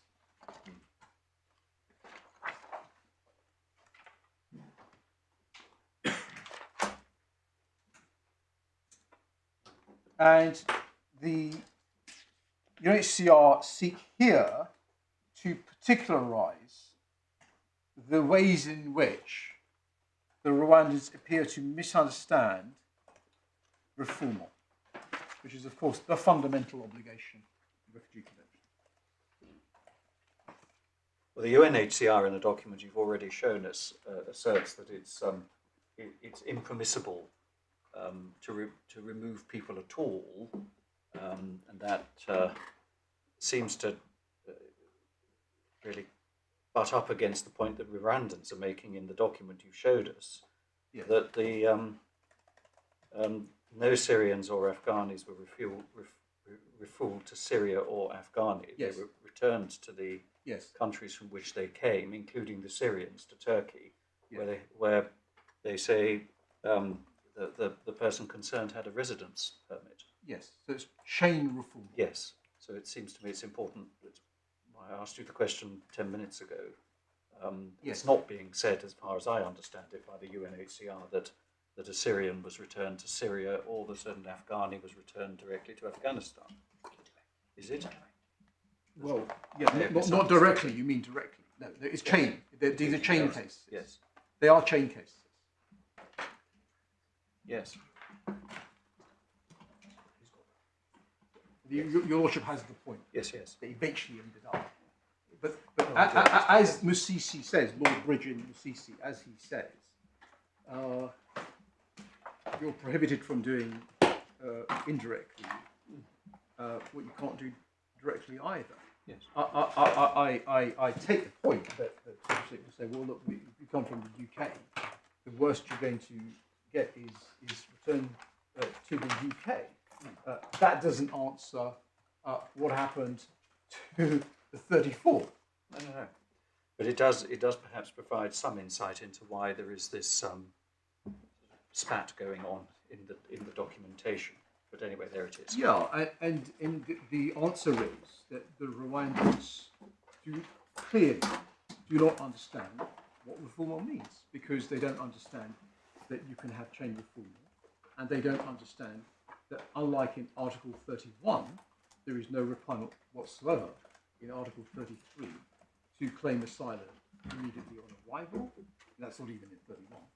Or to claim asylum as the primary or first temporal basis on which you seek entry into the country. Just remind me, in order to have what you characterise as chain refoulement, is it necessary that the country in which asylum is sought and denied knows that there is a risk that the country to which they return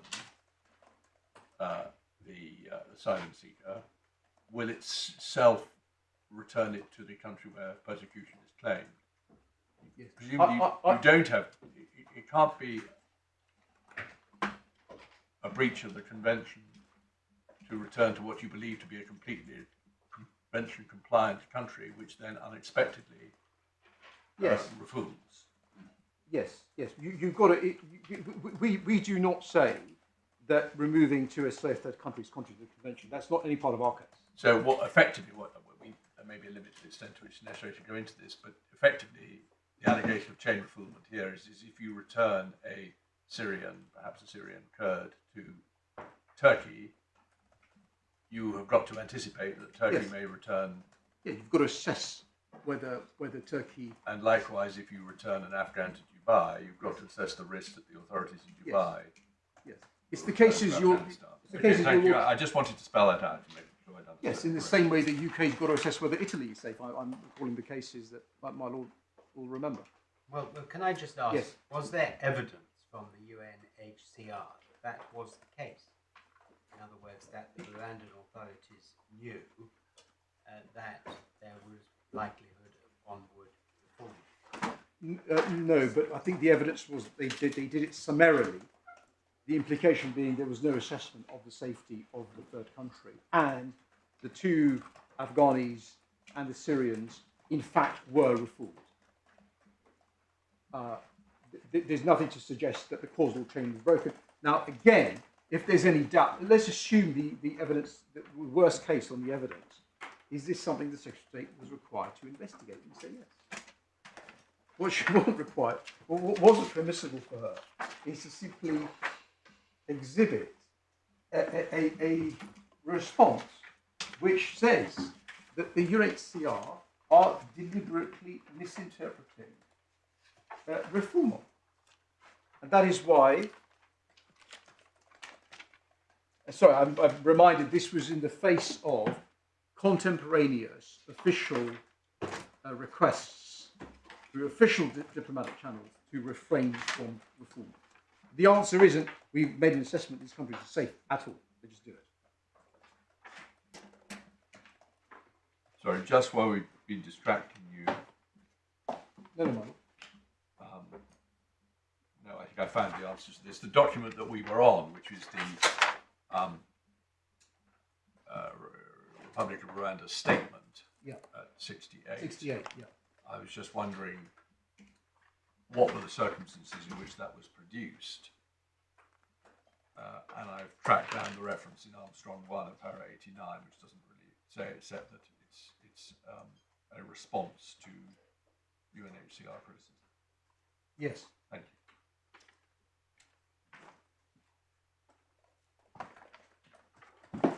So the point is no evaluation of that.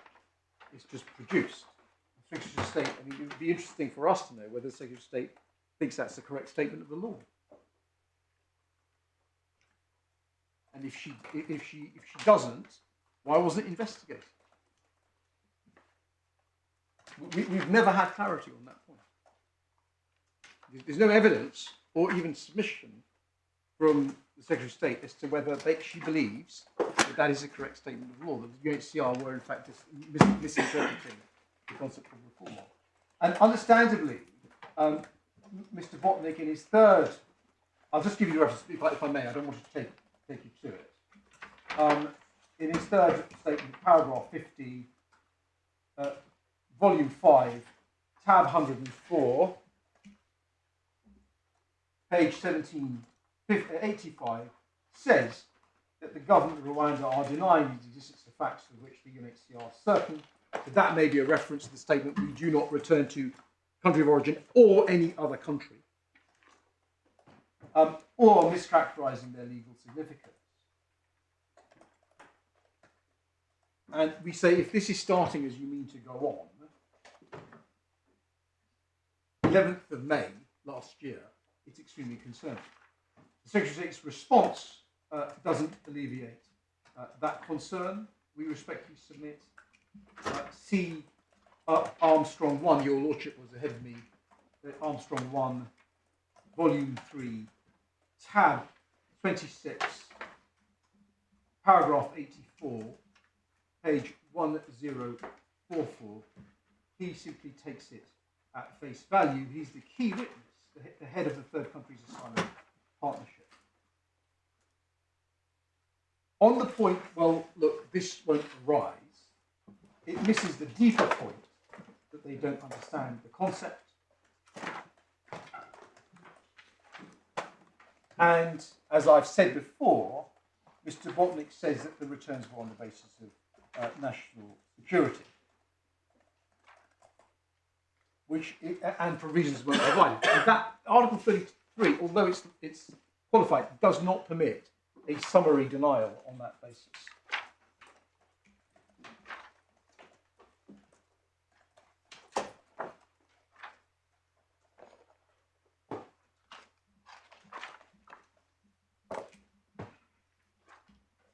Now that's all I want to say about the second area. The third area is denial of access to asylum. I'm getting the group, get on with it, from behind me. And so this is paragraph 17. So in-country denial. So this can't be sidestepped on the basis that it's therefore we've accepted. And the complaint here that we make is not that the court didn't simply recite all our evidence, as Secretary of State says, 14 Roman 3, it incorrectly records and appears to misunderstand the UNHCR's evidence on in-country refoulement. So we give you references at Judgment 53.1. It says that UNHCR's knowledge there have been 5 occasions when a person... Which paragraph, please? I'm looking at my scale. Oh, sorry. I thought you were talking about Divisional Court. Divisional Court 53.1. Thank you.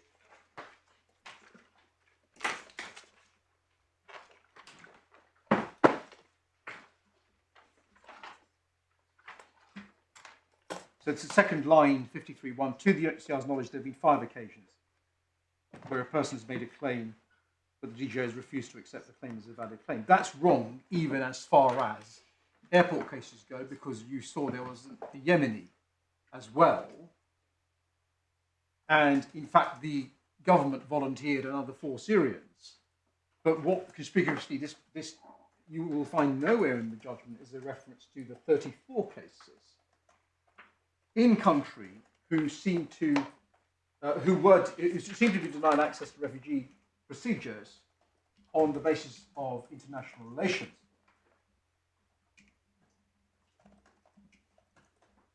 "34 people from 12 families who were nationals of a non-African country with whom the government has close diplomatic relations." I want to accept, in fairness to Sir James, that the information before the court is that my clients, certainly my clients, are not nationals of that country. You accept that. I'm not what, sorry? Nationals of that country, that undisclosed country.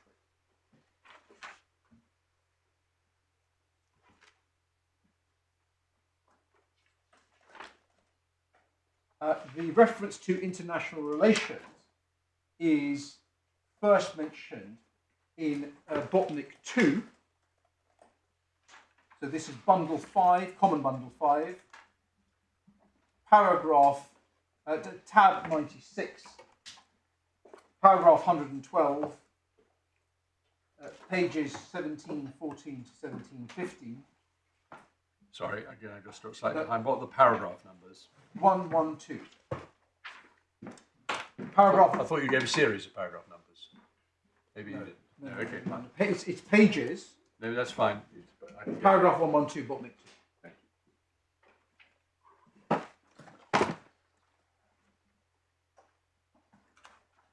you.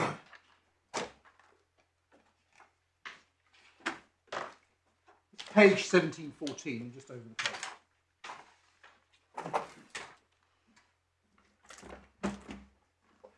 So these cases of denial of in-country access gave UNHCR serious concern that DGI decision-making is influenced by considerations of Rwanda's international relations. And then, if you please, in this statement, at page 1708, para 97, so this is when, para 97, page 1708, this is when Mr. Botnik is talking about training. They train Rwandan officials in December 21.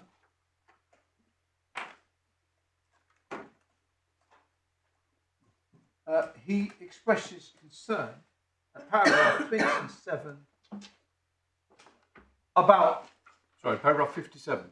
97. 97. 97. He expresses concern about the lack of adequate training that they have, and during that training, at the bottom of the page, they're concerned by attitudes expressed by Rwandan authorities that the DGIE are within their right to deny access to its territory or to procedures if they consider the profile of an individual applicant unpalatable, including on unspecified grounds of national security. So that ground by the security agency, which exercises this gatekeeping function that UNHCR have noticed and identified, apparently contrary to Rwandan law, is a golden thread. It runs through, it seems, Israel, Rwanda, the airport cases, and these cases.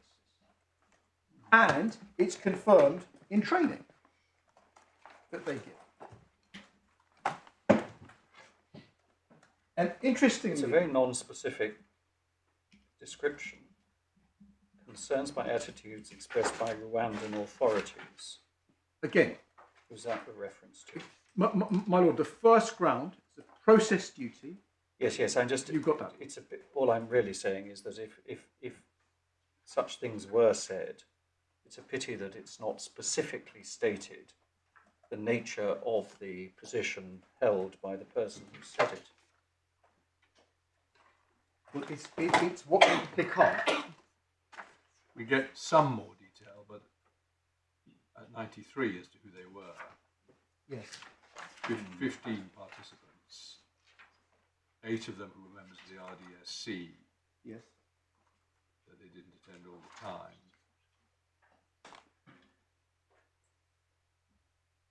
Yeah. And these are members of the official decision-making body.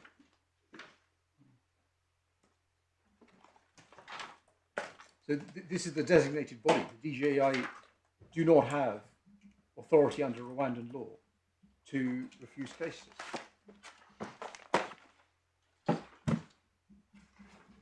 Interestingly, so in its seriatim response, the Rwandans just don't refer at all to para 112 of Botnick, where he talks about those 3 cases.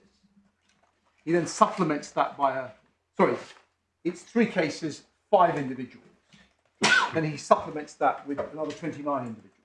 But the point I'm making for the moment is the response to Botnick 2, that seriatim response does not answer para 112. It does not. There's no answer to that in-country denial by the Rwandan authorities at all. And I'll just give you the reference for that. It's volume 4, common, 4 in hard, tab 67, page 1339. It just skips over para 112.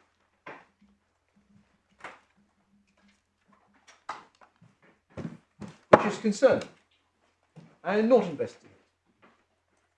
And then the further 29 individuals I referred you to, it's Botnick 3, so volume paragraphs 18 to 19.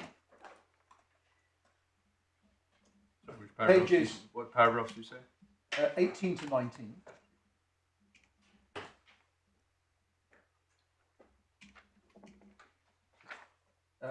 Pages 1770 to 1771. And he refers there to denial of access and threats to leave at the request of the country of origin.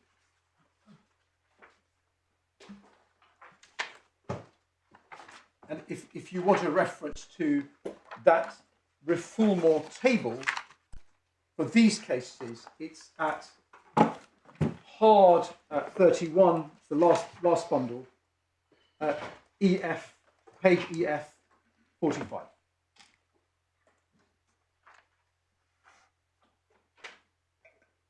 Now, just as the Rwandan authorities appear at no point to have responded to this very concerning material in Botnick 2, I appreciate that they didn't give any evidence in response to Botnick 3, but Botnick 2, you've got 3 cases, 5 individuals that refuse access in very concerning circumstances, just as the Rwandans don't respond to that, nor does the Secretary of State in her scouting.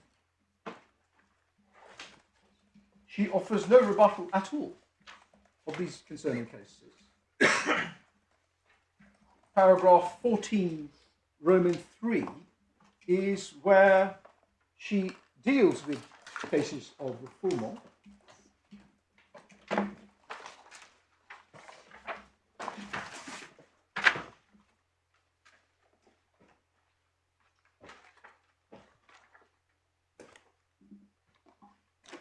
And says at 14.3, just so you're clear, insofar as it wasn't clear to us, just so insofar as this is about airport cases, you see that at the bottom of the page, airport refoulement is not a risk. She says these 3 cases were not refoulement. They absolutely were. The 2 Syrians and the Afghans were. And otherwise, there's no rebuttal at all of these cases. If we can construct a rebuttal out of this subparagraph that the MEDP is an answer because Rwanda's accepted a claim, well, that does not mean that they won't deny it, having accepted it on an illegitimate basis, namely international relations or unpalatability. Again, something that the Secretary of State was duty-bound to investigate, and we don't know what the Divisional Court thought of this. They just ignore this wholesale.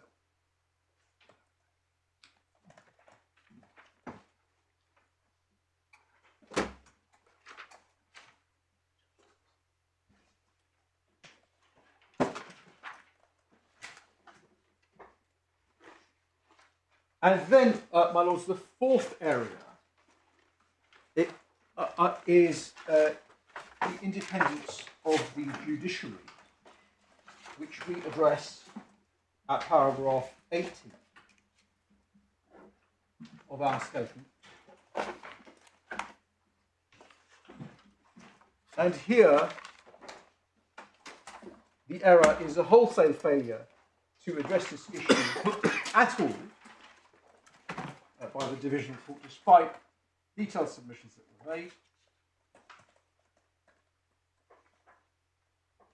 And that's replicated by the Secretary of State's failure to also failure to even consider and address the very striking criticisms made of the Rwandan judiciary and its capture by the ruling party by the Divisional Court, considering an extradition appeal a few years previously. Regardless of differences in factual context, the findings made by the British courts, plural, the first case was for Justice Laws, you may recall, about the findings made about the actions of the Rwandan government, the lack of independence of its judiciary required the most serious of consideration and examination. They received none. What evidence about the Rwandan judiciary was before the Divisional Court, beyond the extradition cases? Do you mean you mean the judiciary? You mean the High Court rather than? Well, there are 2 levels of appeal. Yes, but the bold assertion you're making is that the Rwandan judiciary is not independent. The implication being that they will, I suppose the implication is that they will agree with whatever decision the government has made. What evidence is there about the state of the Rwandan judiciary at the moment? Or does it all rest on these extradition decisions? There's nods coming from behind you.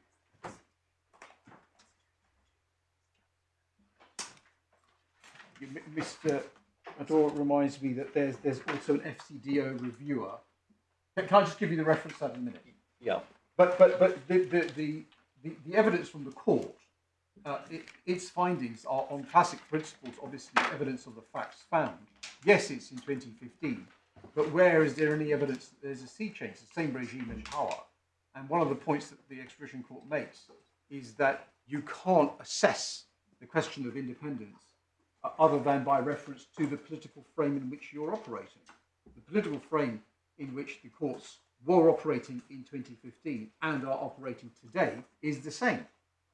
A highly autocratic, repressive state, where the judiciary have allegiance to the party rather than to the rule of law. There's some very striking findings that the Divisional Court make in that case, approving the senior district judge's findings at first instance. Just so I'm sure we're talking about the same case, you're referring to the one in your skeleton in Tesarayu. Yes. Did you say it's a decision of Lord Justice Laws? No. First time round. This is the case that went to the Supreme Court as VB Rwanda. First time round, it's Brown. Second time round, you see that from the judgment. Second time round, it's Mrs. Rayu. It's Rwandan MOU. Don't worry, I just want to make sure. Yes. So you're talking about the earlier history of that case. I was just talking about we haven't got that. No, it doesn't matter. We don't need it. Thank you. But the quotation, the reference I just made to the political frame is Lord Justice Laws, the late Lord Justice Laws, approved of by, I think it's Lord Justice Irwin. It's Lord Justice Irwin and Mr. Justice Foskett sitting in the Supreme Court in the Divisional Court. Exactly. July 2017. Yes, my lord. Yes. Thank you. And it's a very long judgment, as I looked at it. It's 400 or 500 paragraphs. And for that reason, given the time I had, I'm not going to take you to it. But I do please want you to unless you want me to, what I was going to do is just to give you the key paragraphs, if I may. Well, what you say is they made findings about, do you say this, that they made findings about the independence of the Rwandan judiciary? Absolutely. Absolutely. And it's worse than that, because the issue in an extradition case, as your lordship will be well aware, is not whether or not the judiciary is independent. That's not the issue. That's not going to get you an extradition bar. You've got to show flagrancy. And there's a long discussion of all the authorities, Ian Lebanon and so forth, my lord will recall, about flagrancy. I think Opland was about that too. Yeah, RB Algeria, your lordship will recall, was about that. The complete denial of justice. That's the test. Complete denial of justice. And the court finds that the magistrate was correct to find that level of breach had been met because what she considered was could effective direct representation ameliorate it, and they said no, to the standard of a flagrant denial of justice. I need to give you references rather than blathering on. I'm sorry.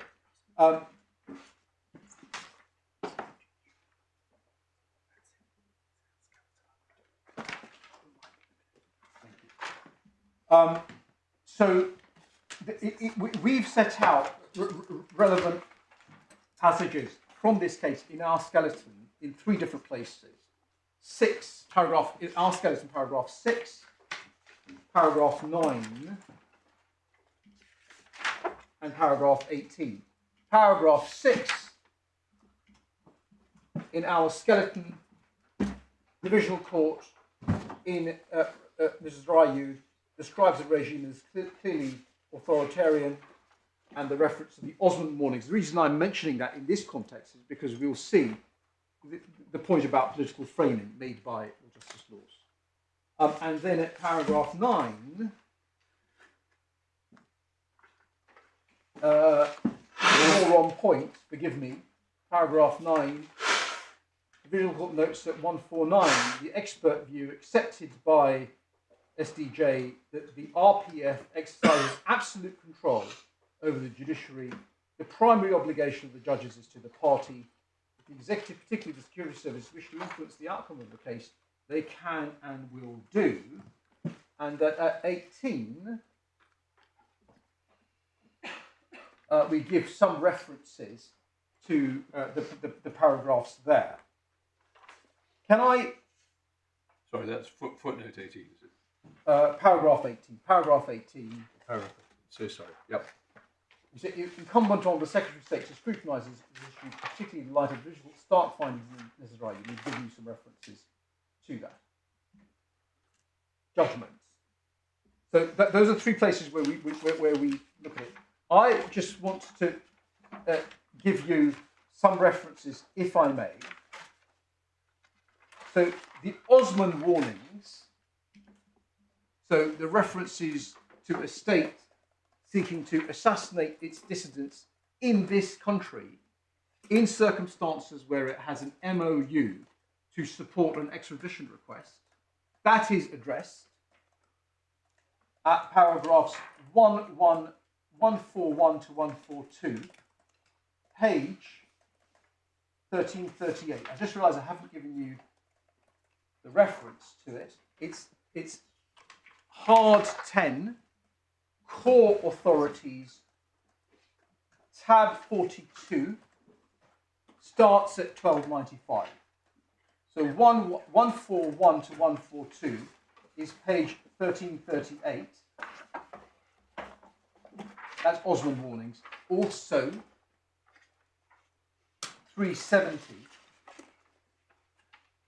paragraph 370, page... Hang on 1 second, sorry. Sorry, Michael. 141 to 142. Yes, that's... No, fine. Then you said paragraph 370. Paragraph 370, which is page 1402. Sorry, Am I wrong? My references. forgive me, Mr. Hussain. I'm afraid I'm managing to get myself completely lost over this one. Not at all, my lord. So,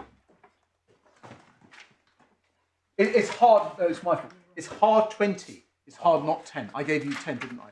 There's an error in my note. don't worry.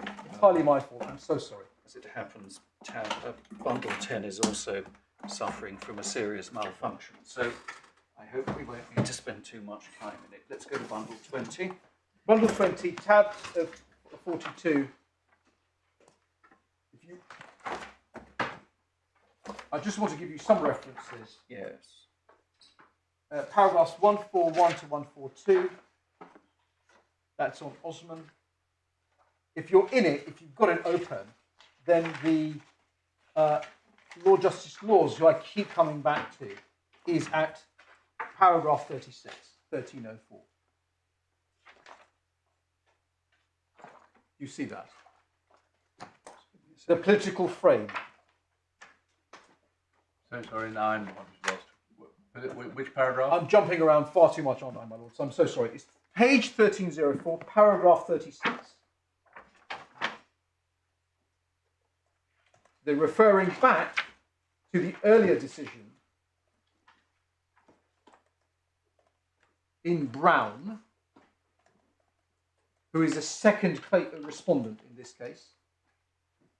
And they're saying that the Divisional Court previously took as a starting point the political context. It says, the question whether the court is independent and impartial can't be answered without considering the qualities of the political framework in which it's located.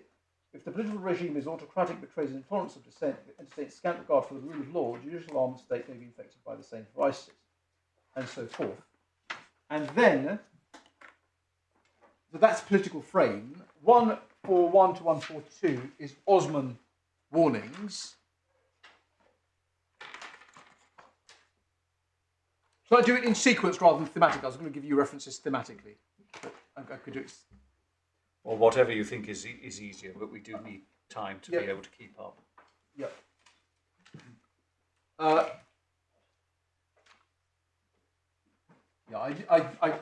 need to speed up. I'm so sorry. So there's also a reference to this theme at paragraph 370, page 1402.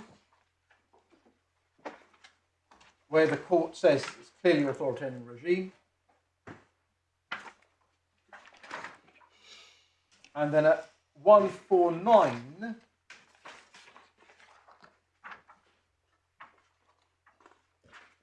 the court accepts, it notes that the SDJ accepted the evidence before her and was right to do so about 149.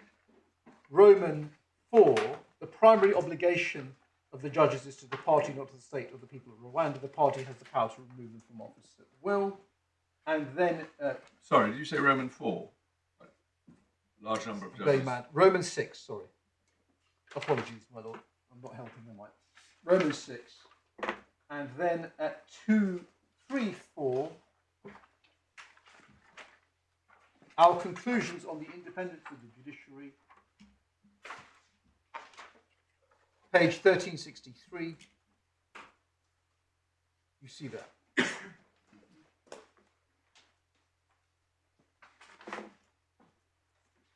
And then last reference, if I may, is at 373 at page 1402.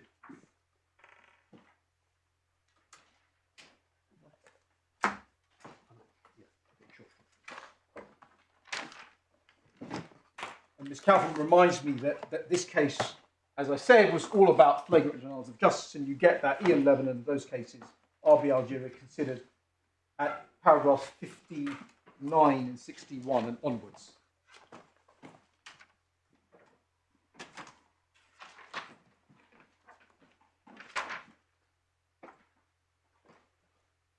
And we make the observation that, as my Lord, the Lord Chief Justice, has recognised, I think it's in the Giza case, is that with respect to assurances given by states that observe the rule of law, that you can get off with the starting proposition, the starting assumption that promises will be kept.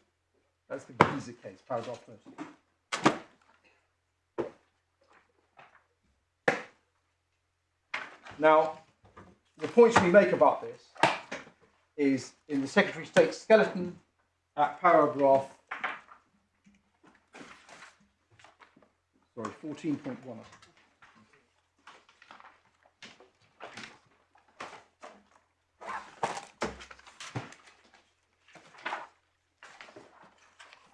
Roman 4.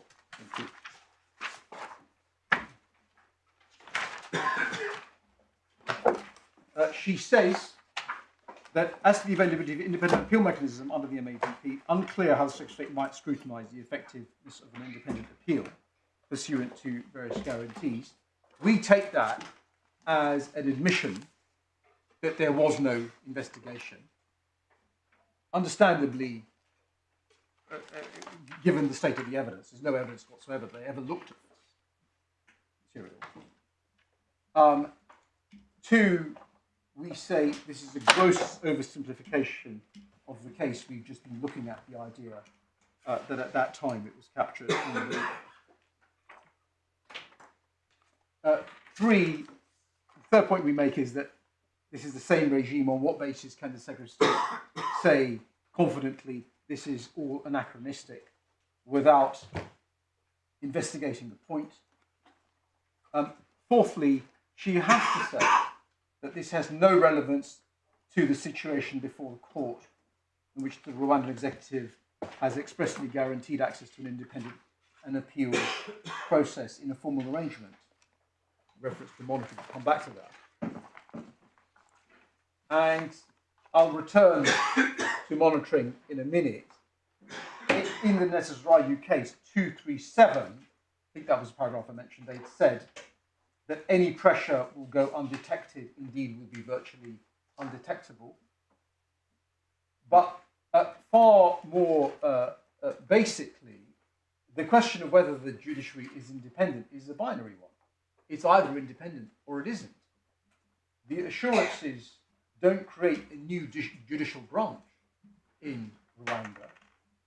If the idea is that, well, here the Rwandan executive will desist from influencing, then was there any investigation on this? No, there wasn't. There's no evidence of it whatsoever. And at best, we say this is a very this is assumption or inference against a very worrying background, where the Rwandan, the reputation of the Rwandan government will be at stake in the arrangement and would provide an incentive, we say, to interfere where the executive agencies have mishandled a claim. And I can just give you...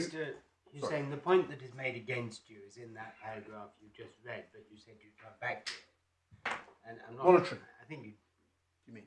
Not monitoring. Sorry. The point that is made against you is that because the Rwandan executive are the ones who might supposedly interfere, yes, have guaranteed access to the independent and impartial appeal process, the previous findings don't apply in this situation.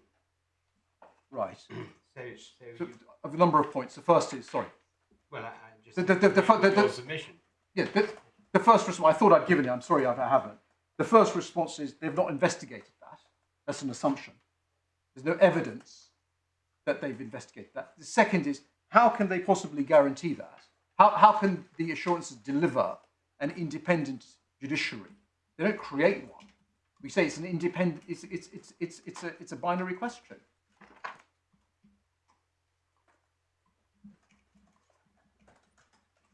That's so A, not investigated, assumed. B, just not possible. This is an essential safeguard relied upon. We've got the transcripts. So James relied upon it 3 times in his submissions. The first time to say, if there's a problem with the verbal compliance or the MOU, you can go to the Rwandan judiciary. It's the first thing he said. The second thing he said, understandably, twice, was because of the problems described by the UNHCR at administrative level, the range of problems, the appeal mechanism became very important. The first instance of appeal is to the minister. That's not independent. And then you've got the High Court. Completely untested.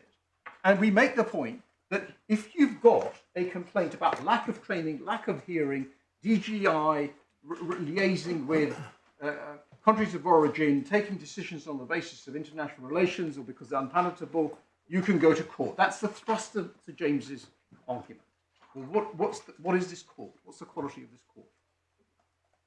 Has any investigation about that? On the classic principles, those findings in that judgment are evidence of the facts found. I agree they're not dispositive. I don't need to make that claim. Were they fit for investigation? Yes. Did anyone consider this? In their evidence? No. And you asked me for a reference about whether it was the court that was our only source of this material. And the reference is a common bundle. Sorry. AAA core bundle. Bundle 7, hard 7. This is our skeleton. Tab 12, pages 448 to 450.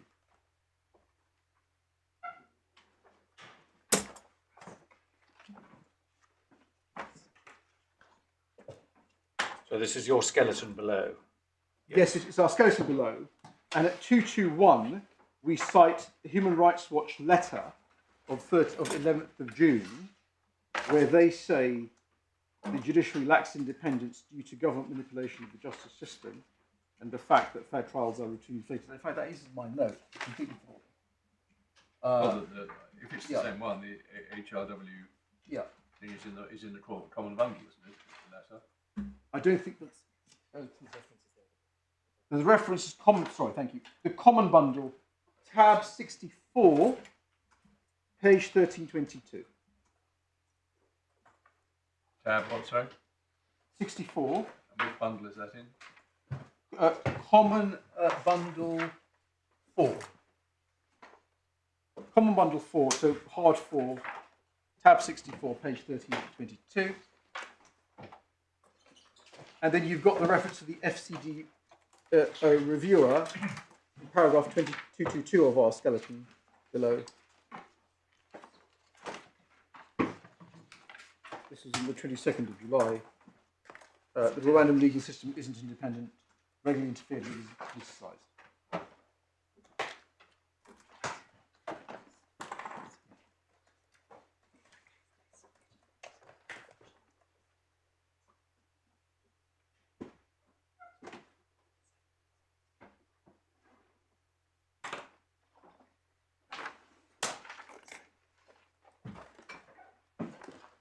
Mr. Pobjoy reminds me that in the Nezrayu case, the Rwandan government, this is paragraph 49, had put in witness evidence deposing to the proposition that the judiciary were now impartial and independent. And that's rejected in emphatic terms. Sorry, could I just have that one again? 49. Yeah, again, Mr. Hussain, I was making the mistake of reading on in your 250-page skeleton argument below, and I missed where you started that reference. Paragraph 49 of the necessary judgment. Oh, I see. Yes. Page 1308. Sorry, the what judgment? The extradition judgment. I'm mispronouncing it. Necessary. Oh, I see. Page 49, page 1308. Point being that the Rwandan government put in a witness statement saying the judiciary is independent, and that's rejected.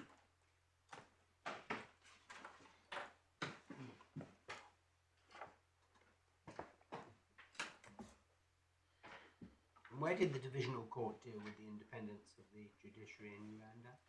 I think I gave you a reference where there's a heading, and I think it's at it's at 373, I think.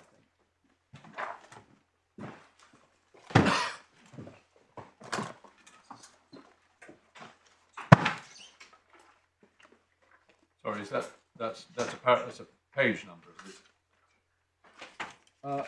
Just give me 1 second. Because I've got it loose. I need paragraphs.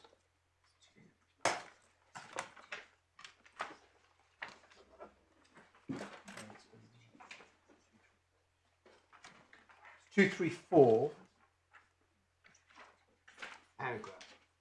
Paragraph 234, page 1363. Oh, my lord has case. So it's paragraph 234. Hang on 1 second. I didn't see anything there. I don't think that's a correct reference, Mr. Hussain. Are you asking for our division court? Yes. Yes. Ah, sorry. Our division court just don't deal with it. They don't at all. You're not going to find it. Yes. Yeah. Sorry. I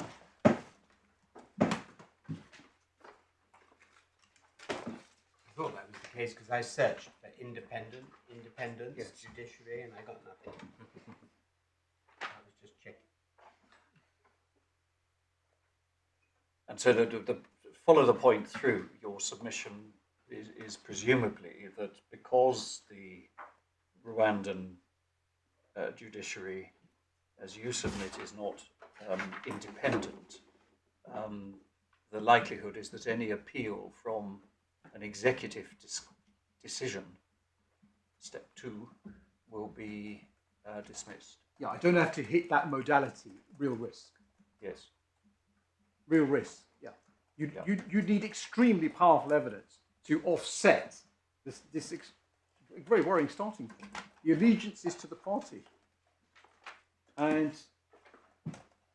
Well, I suppose you say the other case, which none of us can pronounce, we've just been looking at with 500 paragraphs, shows the position according to the Divisional Court back in 2017. And you say, there's no evidence of any change since that time? not at all. Not at all. And interestingly, in that case, the Rwandan government were arguing that there had been a sea change as between the first case in 2009, Lord Justice Laws, and the court said, well, that's an empty gesture or an attempt to beguile. And that's the reference there, Lord Justice Irwin and Mr. Justice Foskett, is 236, that case, 236, page 1364. But we're told in this paragraph, Secretary of State, you've got no relevance whatsoever. They must say that, because he didn't investigate it. And neither did the court consider it. And again, if you think, your lordships think that this is even of marginal relevance, then that's sufficient for success on the previous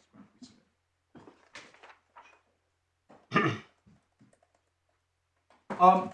Our fifth area is protection gap. I don't want to spend any time on this, if I may be excused. Well, have you time to deal with it in the very few minutes we've got left before we? No, because I've got other. If you can, I do it very quickly if you'd like me to. I'd rather not, but I'll do it very quickly. Well, if you don't think it needs elaboration and we can rest on the skeleton, I don't want to encourage you to go. No, I do think that. Okay. I do think that. the only point I'll make is that this is live in 2 of my cases. I think there was an exchange between my Lord Vice President and I last month, and it's a live point in at least 2 cases, non-state acts of persecution. Similarly, inadequacy of the asylum process as a 6th area where the evidential gap was not properly examined. And here, the error was that the court failed to deal with the vast majority of the material and apparently selected 2 issues at random and dealt with them erroneously, for good measure, with great respect. So which paragraph are you skipping yourself? I'm skipping 19. No, 19's about Tameside. Of my skeleton. No, so sorry, I've skipped to the Secretary of State's. Yep.